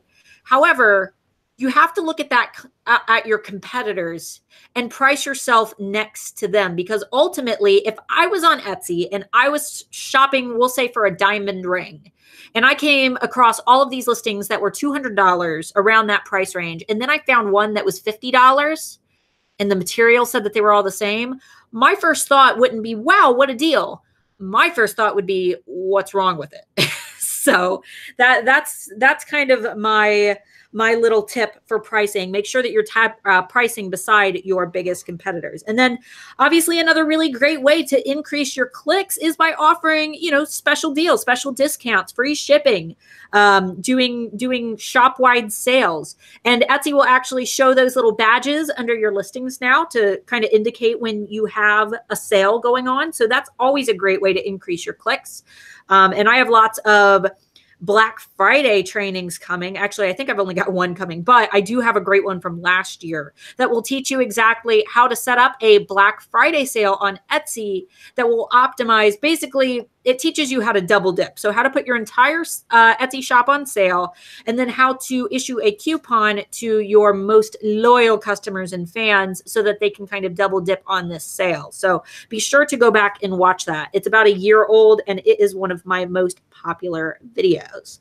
And then obviously another great way to increase those clicks is just to make sure that you have high reviews. People want to trust you. People want to see that 5-star review. And honestly, guys, when I'm shopping on Etsy, and I'm sorry if this like twists anybody's grits, but I do not shop from sellers who do not have at least a 5. I would say, I think I've bought from 4.5 stars, but anything lower than that, I don't even look because it's too much of a liability to me. You know, and I will occasionally kind of skim through and look at people's reviews just to see if maybe it was an odd occurrence, especially if they don't have a lot of sales. But for the most part, I do not buy from sellers that have under a 5-star review. So this is where those swipe files really come in. Most of the time, when you see a shop that has less than like 4.5, at least in my experience, it's usually just a bunch of people commenting like, oh, never received my item, or item arrived damaged, wasn't packaged well, that kind of thing. Just very rookie mistakes. Right. Yeah. So obviously that swipe file series that I mentioned earlier, if you're just joining us, that is a series that you're going to actually send to your Etsy buyers, and they're completely transactional. They do not violate Etsy's terms of service, but what they do is they communicate the entire order process to your customer every step of the way, which will result in better 5-star reviews, more 5-star reviews, I guess I should say. And if they do have a problem with their order, like maybe it arrives broken or something happened in the mail, they're more likely to contact you personally. So if you're on the Handmade Alpha VIP list, which is linked down below, that is my email list, and you'll be the first to know when I have that swipe file series back up and running. I decided to put it on halt because I'm creating a training to go along with it that you guys will be able to snag. I'm hoping to get that done in time for the holidays. So let's go ahead and talk about actually increasing the overall conversion rate, Anthony, since that is a huge topic. And I have people who say all the time, people are clicking, but they're not buying. So that is basically what your conversion rate is. Yeah, it's really, in many respects, it's very heartbreaking when someone clicks but they don't buy, because you've done up until that point all the good things. You've likely picked good keywords. You've probably got a good first photo. You've got them where you want them, and then they just walk away. It's like, what's going wrong here? And again, Etsy have done their research, and they've figured out what the common problems are, and they're trying to guide you again. So they really think of them like your best friend here. They're telling you, listing photos.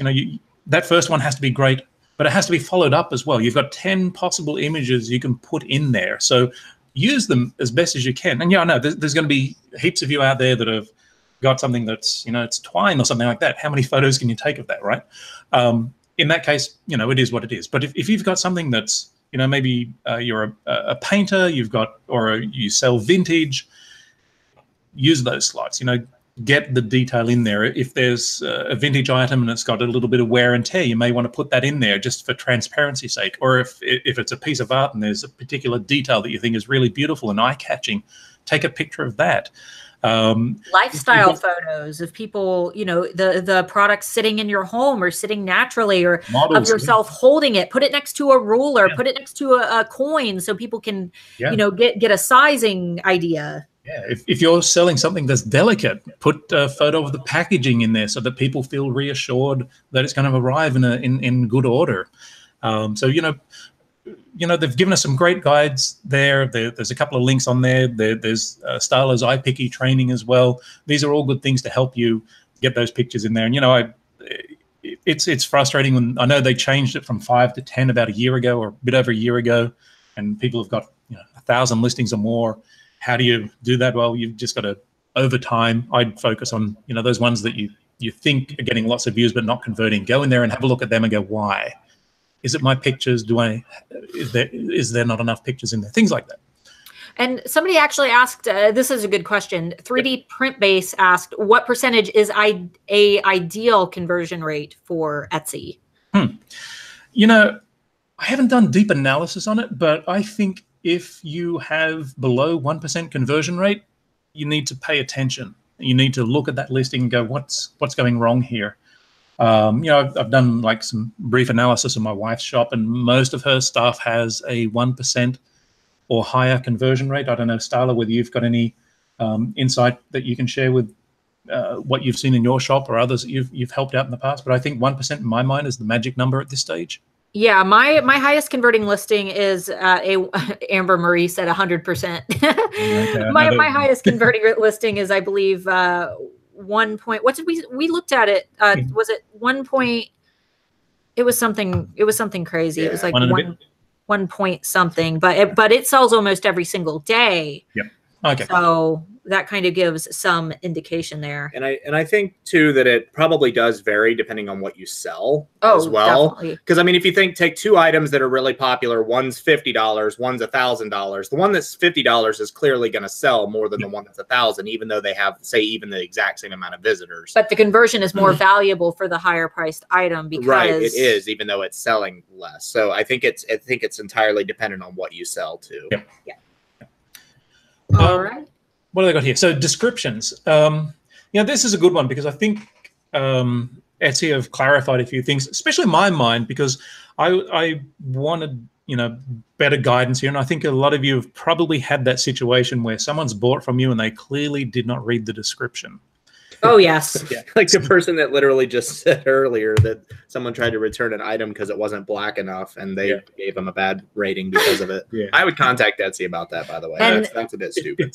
It happens. My wife gets it every week. It's frustrating, but you've got to treat the customer with respect, even if they're blatantly wrong. You don't want to be in the position where they leave you a bad review. That is not good for you. It's probably not worth $20 or $30 if you get a bad review and that harms your sales down the track. So you'll have to figure out what is acceptable there.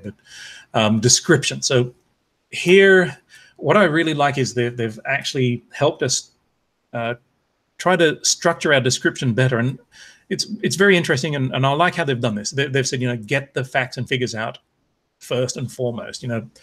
People don't read the description because maybe there's some whole load of preamble or disclaimers. If you do this or you don't do that, and you've got 14 days to do this, people's eyes glaze over. They get bored. I get bored. I don't want to keep reading. What they've done is they've looked at people, their behavior, their expectations, and they've come up with some guidance here, which I think is excellent. Get the facts and figures out of the way first and foremost. It lets people know that what they are looking at is what they want to buy. So they're like, this is it, cool. Then put in your nice, smoothly, beautifully, gracefully worded, emotional plea, I guess, to say, you want this because, it's great. You're going to look lovely in it, or it's going to look excellent on the wall, or whatever it is. So start with that. I think that this is wonderful there, that they've shared this. They've also clarified some myths that go around the forums from time to time. The description has no influence in search ranking. And I actually asked Etsy as well, what about keyword matching? And they said, no, has no influence in keyword matching either. So you can put whatever words you like in there. But the key thing here to help boost the conversions, get those facts out of the way first, follow up with that emotional, this is good because of these reasons, try and get them buying into it.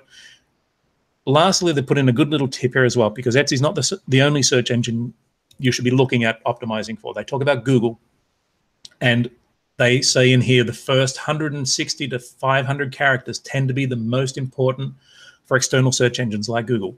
So get your keywords in there. Get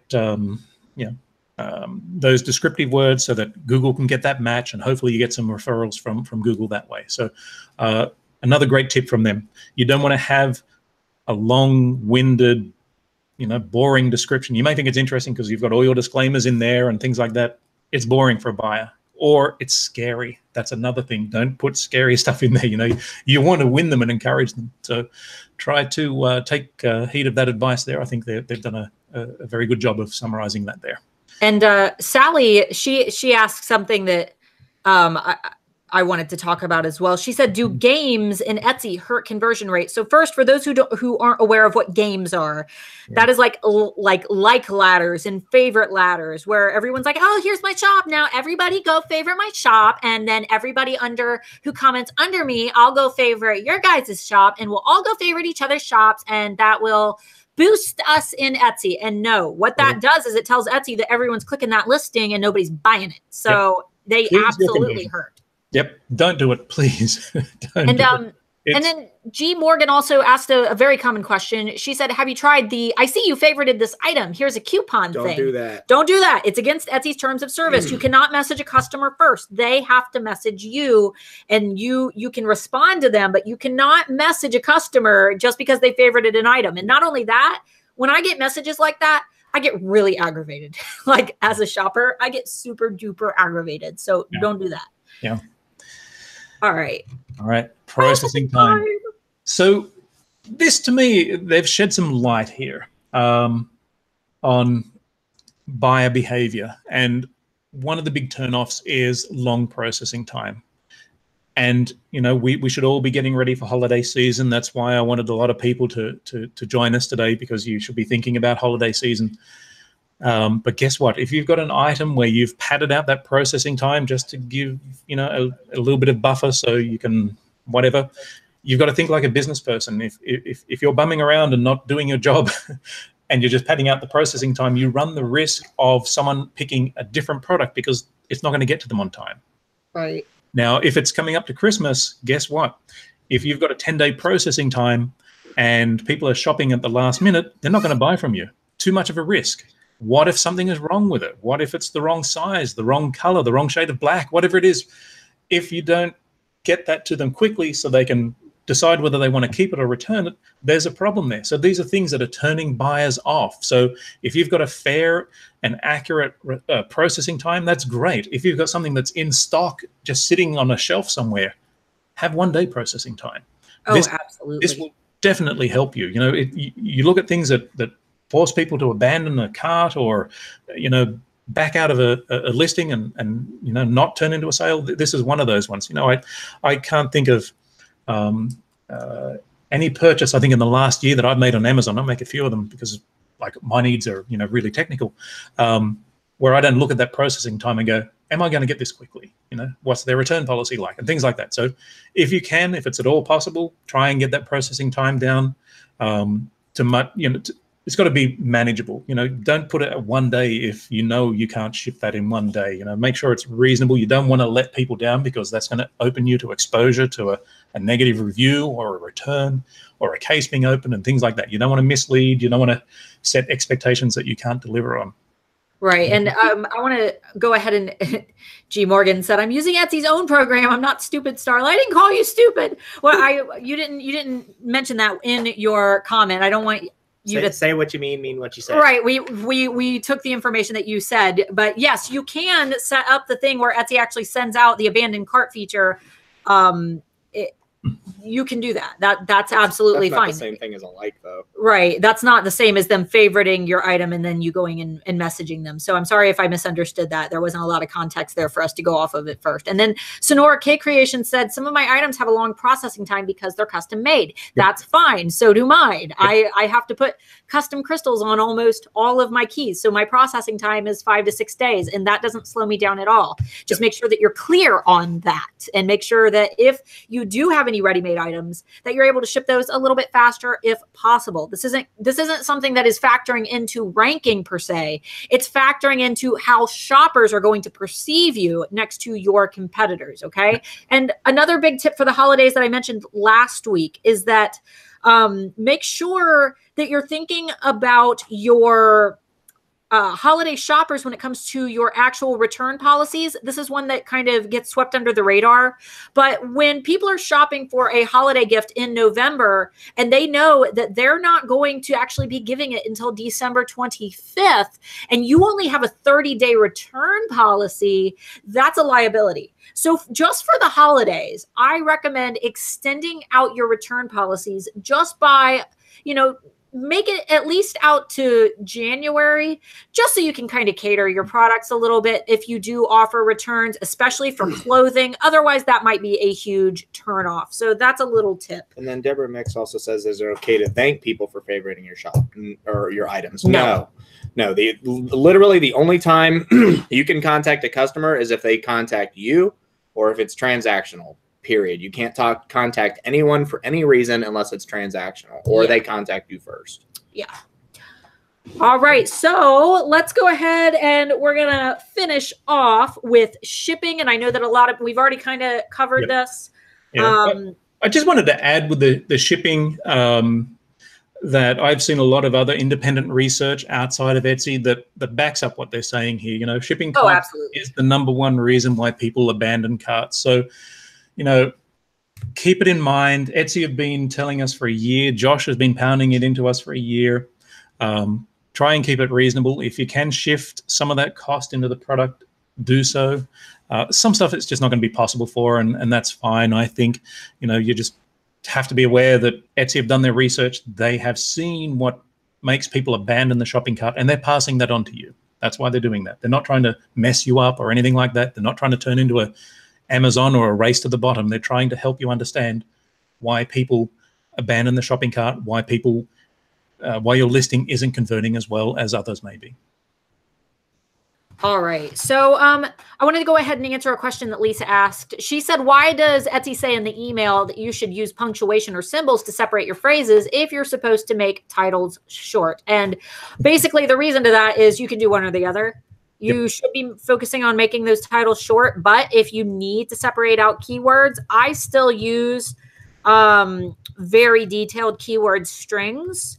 There is a slight chance that things are going to be changing in the coming months. That's complete speculation. Coming months, coming years, whatever. But for the time being, you can do one or the other. You can either create a detailed sentence that describes the product and use that as your title, or you can separate out those keywords and it still has somewhat of the same effect. Etsy is just kind of trying to lean more towards readability. That way people aren't necessarily categorizing or tagging their items under keywords that aren't relevant to that specific product. That way shoppers are actually seeing the items that they are searching for in a search. So that kind of, I think that yeah. All right. So is that everything on our list to cover? I think that's really it. I think there is a checklist at the end of the guide. Definitely go in there and read that. I don't think we need to read that out to everyone. I think it covers a lot of what we've said there already. I think for the most part it's a really good, well-rounded document that you should read. And it's linked down below, guys. Yep. There it is right there. So, go in there, read it. I'm creating a bunch of infographics where I'm capturing the core essence of what I've read in here so that people can see that. I've already shared one in the Facebook group. Feel free to reference that.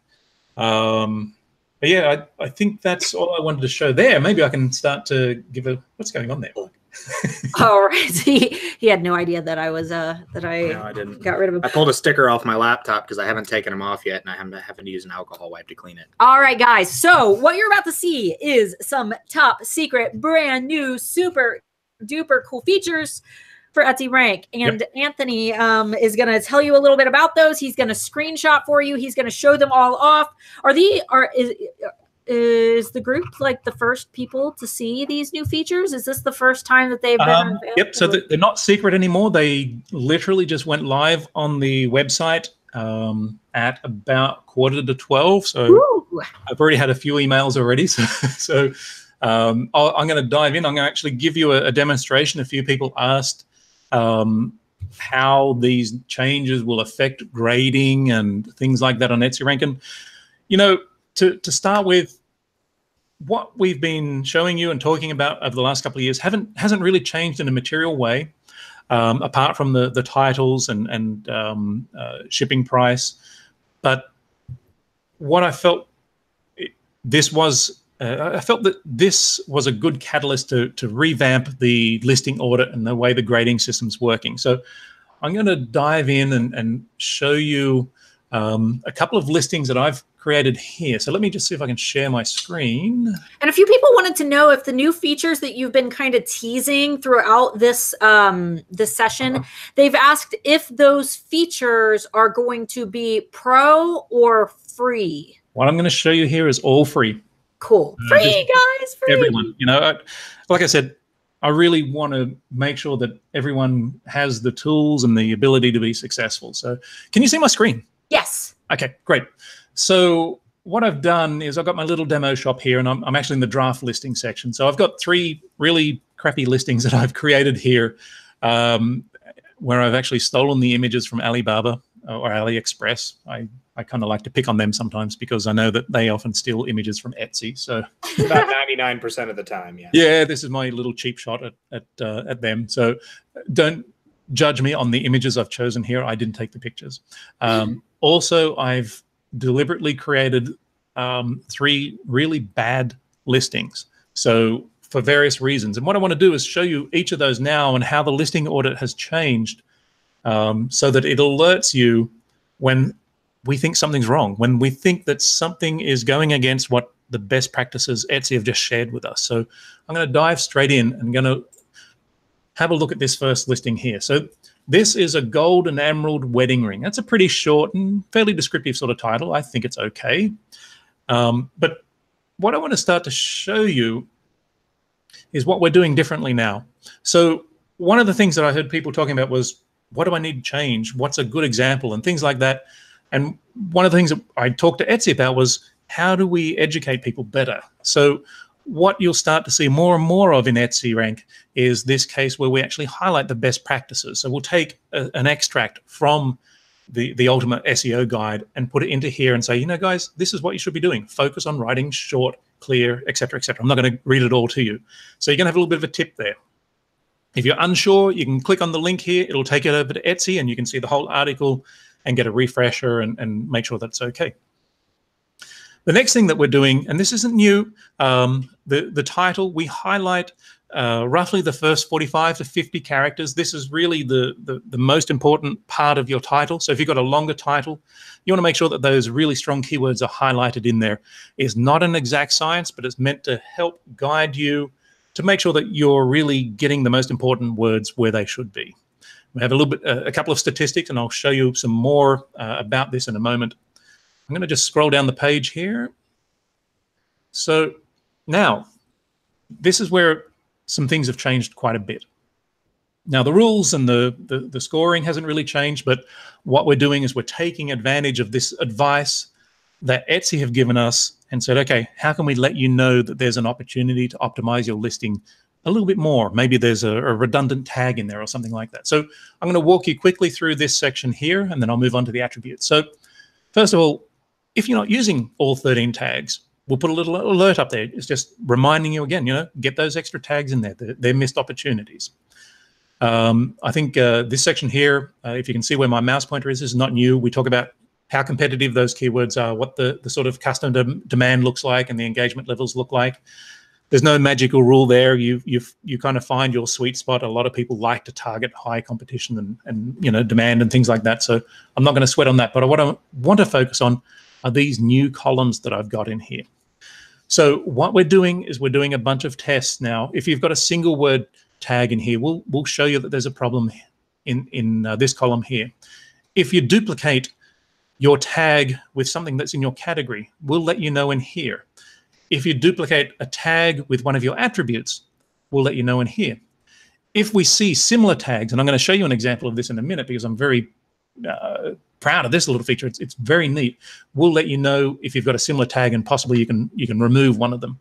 And of course, a little favorite feature of mine is the spell checker. If we see a possible typo, we'll let you know. And for those people, I know a lot of people go in there and we'll say, oh, EtsyRank said I spelt this wrong, but it's correct. I would rather be a little bit more cautious and let you know that we think there may be something wrong. If you know it's right, you can ignore that. That's perfectly fine. But I would rather be a little bit more on the conservative side and just help you as best as I possibly can here. So that's why the spell checking may be coming up with some more flags than you would expect. Catherine asked, is this, she said, is that information only in the draft section or will it be in the grade section too? Yep. So you can go into the grade section and you click on the listing audit button, just like I did. I'll just go back here. So whenever you see this listing audit button, you go in there and that's what you will see from now on. Perfect. All right. So now I'm going to pick on a different listing here. This is Opal Ring. So first of all, I'm looking at it and going, oh, I'm seeing a lot of red here. You know, it's a very short title, 0 tags, 1 image. What could be possibly wrong with this one? So again, I'm going in the title. Now what you'll notice here is we have a warning. The title may be too short. Now this is another problem. Not common, but some people do it. They just put something up there. And I've actually seen this with a lot of shops in Germany, people that have migrated from Dawanda, where they've got short titles and a whole bunch of other problems where they've been using or optimizing their listing for a different marketplace. So if any of you are from Germany that have just recently migrated with or from Dawanda onto Etsy, you may want to pay attention here. Short titles can be as problematic as long keyword stuff titles as well. So you want to be descriptive. You know, 2 words is not really enough to be descriptive. Sure, I can tell that it's an opal ring, but what about it? What makes it special? What distinguishes it from something else? So try and get a few more words in there. Try and get 4 or 5 words in there. I think that at that point, the buyer has a pretty good sense of what it is. And I think that's the ideal minimum title length for a listing. Now I'm going to go down to the tag analysis. Okay, not a lot in here. We know that there are no tags there, so we're just letting you know. Same with attributes. So what I'm going to do now is switch over to this one where I've got a few more listings, a few more tags in this one, but I've made a few other mistakes here. Well, not mistakes, but things that go against the best practices that Etsy has talked about. This is exactly what I would define as keyword stuffing a title. For those who are unfamiliar with that term. I wrote a really bad title here. So anyone that tries to copy my title here, please do not do that. It is not a good title. So you'll see I put in the most important phrase, or EtsyRank highlights what we think are the most important keywords at the beginning of that title. Rose gold band, gift for husband, wedding ring. It's okay. Not wonderful, but I think it's okay. But we've got a couple of warnings here now. So first warning, your title may be truncated in Etsy search results. So we've got to remember, a lot of people, over half of the people I believe now, use Etsy from their mobile phone. They don't have a big screen. If you're looking at the listing card and the search results, Etsy don't show much of a title anymore. So if you've got that big oomph, fancy, whatever phrase at the end of your title, it's wasted there. It really is. So get it towards the front. That's why you've got that warning there. If it's truncated, there's a very good chance that anything that is not highlighted will not be seen by most people until they click on that listing. So if you've got your little clickbait at the end of the title, get it to the front. That's what you need to do. The other thing, this is actually a fairly long title. It's got more than 10 words in there. It's actually got 18 words. It's not punctuated. Now, Etsy don't, well, they tell us, you know, add punctuation, improve readability. So if we see something that's just a long string of words, we'll flag it and say, hey, you know what? Maybe you want to add some punctuation in here to improve the readability. So I hope these are good little friendly warnings. You can ignore them as much as you like, but I'm trying to capture all those little best practices and get them in front of you when there is a potential to improve your title. So now we'll go down to tags. Now this is a little bit more interesting now. Again, we've got the alert. You're not using all 13 tags. So obvious, use them all. It's a wasted opportunity if you don't. Now you start to see how these columns start to become important. We've got a couple of red X's in here. Ring.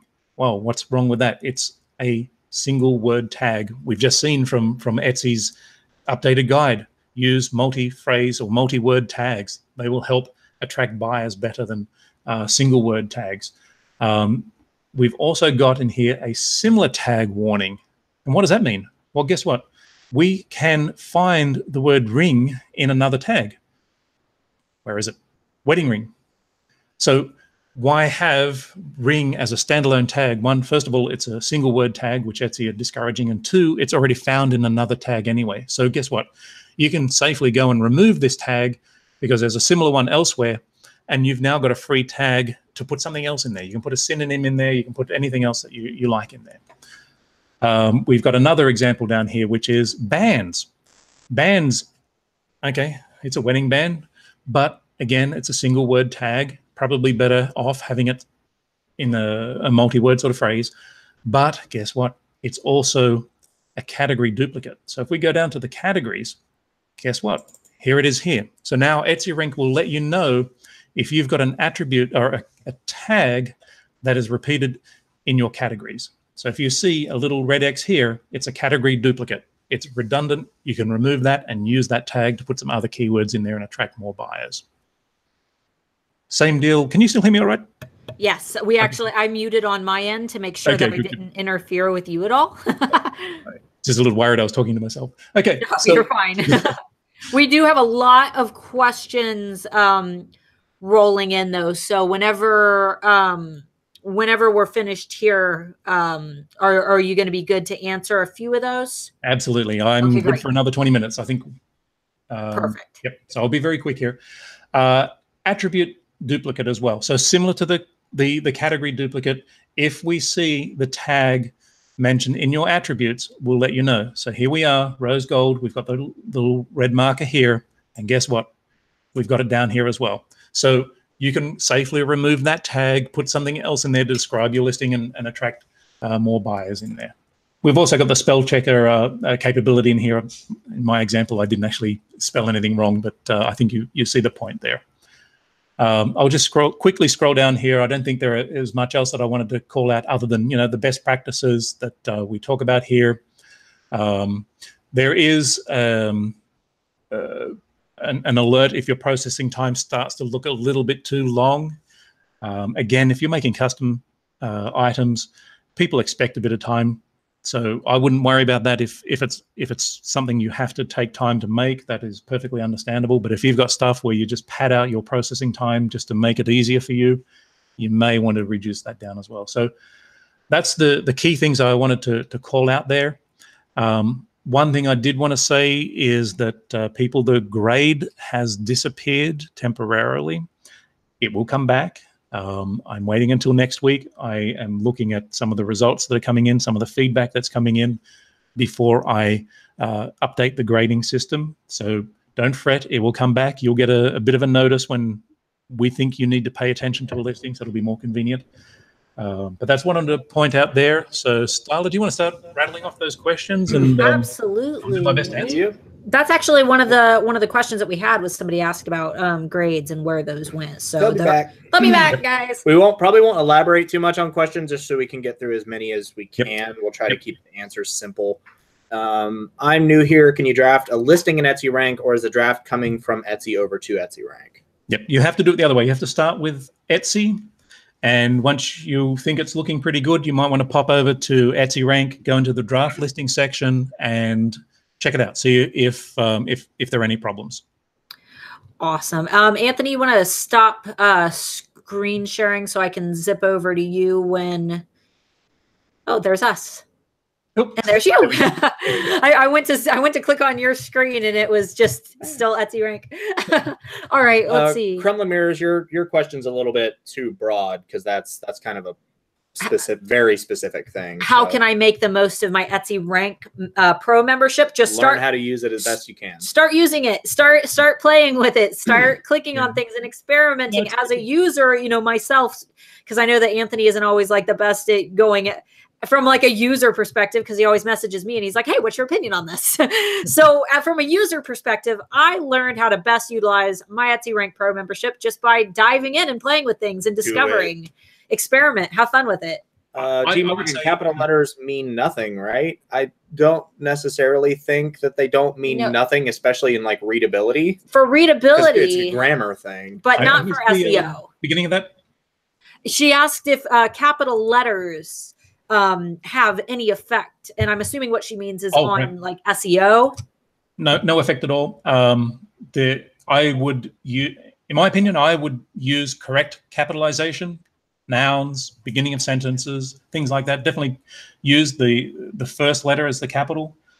Avoid having more than 3 words in all capitals, because that is a breach of Etsy terms, and there's a very good chance that your listing will get removed. So capitals are generally fine, not a problem. Don't overuse them. Put your whole like title on caps locks. Yeah, don't put free. Today only in all capitals, you know. That's so spammy, and you will have that listing removed. Yeah, the only time that I've actually ever, when you use Etsy on sale, which you have to use that to do my double dip strategy, Etsy on sale will put, I think, Black Friday at the beginning of all of your listing titles, or whatever you name it. And I think you get to name it, but I always put Black Friday on there. And I think that that's like the one exception is if you're like doing like a Black Friday sale or something, and you're only keeping it up there for a very short time. Okay. 2 words I think are fine. You know, Etsy have said in the guide 3 words or more. Yeah. All right. What about repeat buyers coming back time and time again to your shop? Will that help show you have a positive buying experience? I think it will indirectly. I don't think you'll get the association between the search, the add to cart, and purchase, because if they're just going straight to your shop, there's no search involved. It'll definitely help your reputation, especially if they leave a 5-star review. Etsy will look at that and go, yep, repeat business. That's a brilliant sign for search engineers. You know, if someone likes something so much that they come back a second or a third time, that's great. You know? Right. And 80% of your sales should come from 20% of your market, which means that most of your sales should be coming from those repeat buyers, which is why it's super duper important to spoil those buyers early on. Right. Yeah. And it looks like Alona, and I saw you posted your, please try not to repeat questions. We'll get to them if we can. Can I do that all in iPhone? Or can you use EtsyRank on an iPhone? We are not terribly well optimized for phone.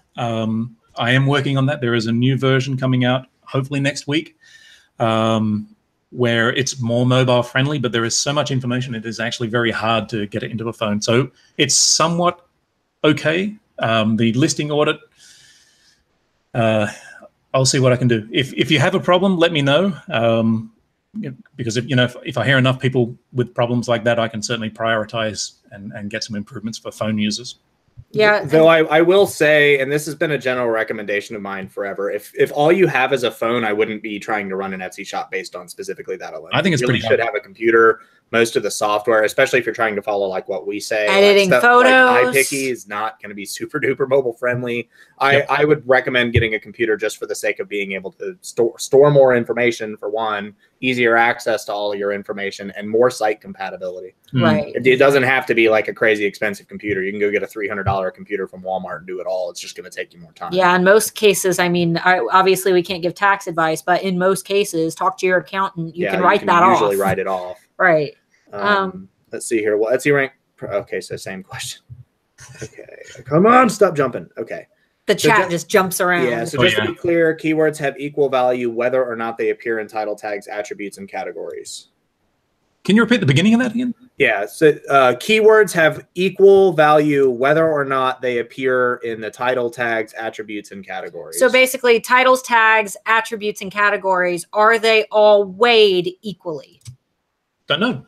I haven't seen anything from Etsy on that one. I know that, and they've confirmed this to me in email.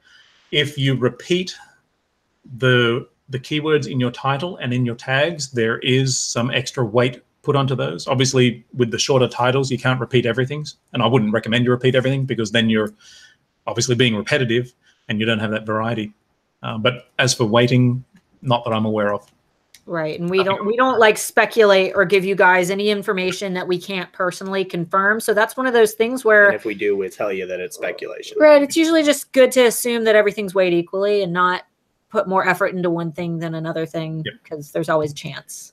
So Kremlin Mirror's message back, he was the one that said basically how to best use EtsyRank. He said, I meant, are there any features I should specifically start with? Oh, yeah. Okay. If you're using Pro, I would recommend you go into the bestsellers report under the shop menu. In there, it will show your listings and you can rank them by conversion rate. And unless you're selling one of a kind, that's a different beast. But I would go in there and I would look at the listings with the worst conversion rate and then start from there. I would click on the listing audit buttons, see what's wrong with it, what suggestions there are. That's what I would recommend. Anyone that's new, go into the bestsellers section and work your way from worst listing to best listing and take your time. Cool. And all right, looks like misbehave. If you have items that have multiple variations for color, for example, should we leave the color attribute blank or pick the best-selling color or what? Personally, I don't. If I've got like my keys and they have to pick a crystal color, I don't fill in an attribute because I offer like 20 colors. I don't fill one in because it's their choice. So, Anthony, do you have any advice on that or? Yeah, no, I don't actually. Sorry. Okay. Yeah, I wouldn't fill that out because you don't want to send signals to Etsy that it is a specific color when in reality it's not. It's customizable. In fact, you have an option that says, can it be personalized? Check mark that. Okay. Tell Etsy that this is an item that can be personalized. And what they'll do, and what I just recently noticed in my own shop, is that my products, when they come up, actually on the thumbnail in a search page, it says more, I think it says more colors available. It actually puts like a banner right on the listing photo now. So people can see that there are more colors available. And I think as long as you click the little option that says, can this be personalized? It'll put something on there that says that more options are available for your listing. So that's a neat new little thing. Angry Mushroom Emporium. What happens to the reviews and they get to be a year old? You have a birthday party. What happens to the reviews when they get to be a year old? They're still there. They're still, you know, part of your review count. They boost your credibility. Yep. Yep. I don't think that anything really in particular happens to them. They still exist. People can scroll back and see them. Preach. Does repeating tag and title have any impact now? We kind of covered that. It does. Yeah. It's tiny. I think it helps to repeat those most important, that most important phrase in your title if possible. Yeah, it still helps. Is there a guide to use EtsyRank for noobs? EtsyRank for newbies. Starla's got some pretty good videos out there. I do. I need to update those. I created 2 videos. One was called, I can't even remember. One was for the free version, and this was last year, so there have been a lot more additions to it. But I do have 2 videos, one for the free version, and then I have another one called Is EtsyRank Pro Worth It? It's kind of my clickbaity title because the answer is absolutely yes. But I do kind of do an overview. Just be aware that if you watch those videos, there is a gazillion, don't actually, you know, hold me to that number. There's a bunch of new features that have been added since I made that video. So be sure to go check those out. And I need to work on some updated videos as soon as Anthony's done with all of it. Well, let's be real. He's never going to be done updating it, but you know, it's as Etsy evolves, we have to evolve as well. So we'll be continuously changing it. And, you know, the videos, I'll be doing some more of that as well. You know, it's for me, I've been like a one-man band doing the development, the marketing and everything. And it's, I know it needs some videos and better tutorial material there. So I'll be working on that too. Cool. Little Inspiration said, can sort best selling by specific time frame? Can you sort your best sellers by a specific time frame? Not at the moment. No. Okay. Did I give a hint away then? No. No, it's okay. No, not at all. Amber Marie made a pretty good comment I want to talk about for just a half a second. Okay. I went to a festival show the other day and asked if I could have the shop's business card. They said they don't have one. She asked for an email. Nope. That was the end of the discussion. Couldn't believe it, but there seems to be people who run businesses on the bare minimum. Not everybody's built for success.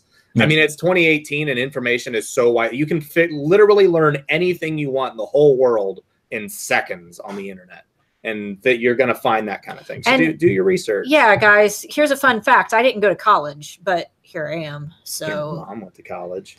My mom did go to college. She's a nurse, and I make way more money than she does. Terrible so if that says anything, guys, you can learn anything online. They're amazing. There are online courses. That's where I got most of my education. There are thousands of online courses that you could take. There is, what's the website? Udemy or Udemy? Udemy.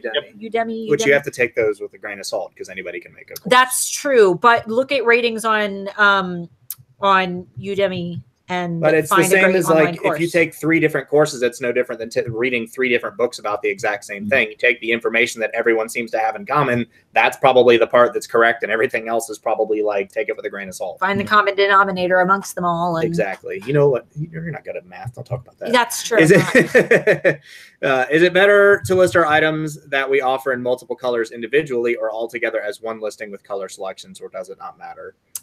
I think it depends on the product. Yeah, here's the thing. It really, we'll say if you create like, we'll say 12-inch pillows and you offer 5 different versions of a 12-inch pillow, that might be a really great opportunity to list them all separately. So you have 5 unique patterns on these 12-inch pillows. However, for me, I create birthstone pendants. And I'm not going to create a listing for all of my products listed under every single unique birthstone. That would give me thousands of products. I'm not going to do that because people are not going to scroll through your shop and really look at all of your items when you have, 600 products listed. So really just look at your shop numbers and really think about the buyer and their experience. I don't think that pooling all of your listings into a single listing is necessarily a good idea. If those listings are genuinely different products, like patterns and things like that. But if it comes to just slight things like color variations and it's just a very small detail on where the product is the main showcase, I think that is fine. Somebody said, what about flavored items or scented? Well, what about them? They're delicious. Same concept as colors. Anthony's over there laughing. All right. Bethany said, I have a degree in business communications and have learned more about e-commerce online. And now here's the thing, because I was going to school for exercise science, and I also used to be a bodybuilder, and I learned, I would say more useful information from watching people on YouTube who are already in the business than I learned in my degree. Because learning about what every part of the muscle takes up is great, but if you're going to be a professional trainer, that means absolutely nothing to you. So, and I mean, I agree. We have college business graduates in the Handmade Alpha Academy who say that they've learned more solid information, including Lissa, Anthony, who you know very well. Yes, I do. Hey, Lissa. Lissa. She said that she's learned more from Handmade Alpha Academy than she did. I think that she has her bachelor's. And she said that she's learned more in HAA than she even has when it comes to actual applicable information that she can apply to her business. So there's nothing wrong with going to college, guys. I'm not saying don't go to college. What I'm saying is if you are at that point where you say, I don't have the money for college, or I'm too old to go back to school, or whatever your reason may be, that is not the only way to be successful. Just throwing that out there. Please be aware. What is a good number of items to have? There used to be a thing that was 100 was the thing. I don't think there's any set number, but I've seen just through my wife's shop, when she got to that 100 mark, it seemed a strange coincidence that her sales went up a notch at that point. I think it's probably more a case of diversity and having that good sort of variety in there. If you've got a niche product and you've got 3 of those, you're not going to appear in many different types of searches. But if you've got 100 that are different and diverse products, you're going to appear in more and more searches. So I think really it's about diversity, not a specific number. Right. And I mean, and you also have to think about, you don't want to have a gazillion products listed either, because the appeal of Etsy is that everything's handmade. Yep. And if I go into a shop and I see that there are literally 400 listings for what they're listing as a handmade ring, I'm sitting there thinking to myself, how much time do they have? How many people work for them? You know, how are they making this many? So that does raise some suspicion, you know, just as a shopper from my own perspective. So I would say that, you know, if you've got like around 100, that's great. Just don't go crazy. Don't go like psycho with it and list 1,000 products. But at the same time, don't undersell it and only throw in 3 products, because then you're going to compromise your actual ability to be seen in searches. Mr. It is 2 o'clock. 1:59. Are there any last, like one last minute, or is that it? Nope, that's it. That's it. Awesome, Anthony. I think that we've hit the end. Do you want to give any last minute spiels? I've got a few little updates to talk about, but go ahead and tell them about these EtsyRank features, where they can find them. Yep. So what's going on? Just everyone, if you're not familiar with the site, pop over to etsyrank.com. Like we said earlier, 90% of the site is free. So go in there, register, connect your shop. We'll go and start analyzing your listings. You can see the updated listing audit now, which will go and apply all those rules. If you're been using it for a while and you want to take that step up, the Pro feature is $9.99 a month. There's no long-term commitments there. If you feel like it's not for you, or you need to pause while you save a bit more money, you can just send me a note or cancel at any time. You're welcome back anytime, and you can also use the free one as long as you like. So check it out, please do. And how much is Pro? How much is the Pro membership? $9.99 a month. So worth it, guys. So freaking worth it. Go get it. It is. I use it every single launch, which I only launch like 4 times a year, but I constantly keep my EtsyRank tab open while I am doing, you know, getting my listings in ship shape. So Anthony, thanks so much for hanging out. Be sure to stay on the line when we end this chat, so Mark and I can formally say goodbye to you. Guys, real quick, down below in the links, you have to click the little thing that says show more down below, but I have some important links for you. First of all, the Handmade Alpha VIPs is linked down below. All of the goodies that I've been talking about, like the swipe files, and anytime that we're doing one of these public, you know, Q&As on my YouTube channel, you guys get an email letting you know. If I have freebies, you guys get an email letting you know, and you will also get a big fat discount for Handmade Alpha Academy when that opens again in December. So make sure that you sign up down below. Also, we have the Handmade Alpha Facebook community linked down there. You can join, chat with our thousands of alphas. I can't remember how many members we're up to yet. A whole lot. Hang out in there, chat with other alphas, ask questions. If you want to continue some of these topics, you can bounce those over there, or you can also type EtsyRank group into your Facebook chat. I don't have that link down below, or into your Facebook search bar, I'm sorry, but be sure to join Anthony's group as well for any EtsyRank related questions, and either he or Debbie will help you out over there. And lastly, I will be speaking publicly at an event that rhymes with witchcraft that I'm not allowed to say because we might get demonetized. It is a family-friendly event despite the name, and this is going to be basically, I'm going to be doing a public speaking type, motivational, super duper fun, first time ever public speaking. See how bad I am at it already. I'll be judging her because that was like my whole job in the military. Yeah, you guys, if you want to see me really mess up live, be sure to join our really awesome event that we're doing called Something That Rhymes with Witchcraft that I can't say out loud. The tickets to that are down below. There's going to be over 80 different vendors. They are still accepting application fees if you would like to vend at that event. It is $15, and it will be held in Columbus, Ohio on the 28th. And the reason that you should go is because not only does your $15 pay for 2 unique presentations with me where we can hang out and take selfies, but you will also be able to enter to win a scholarship, a $2,000 scholarship to the Handmade Alpha Academy. 2 of them. Yes, we're giving away 2. Wow. 2 different people are going to walk away with scholarships to the Handmade Alpha Academy live at that event. All of the information that you need for that is linked down below. So, Anthony, thank you so much for hanging out with us today. I think that everyone really appreciated it. They had a blast.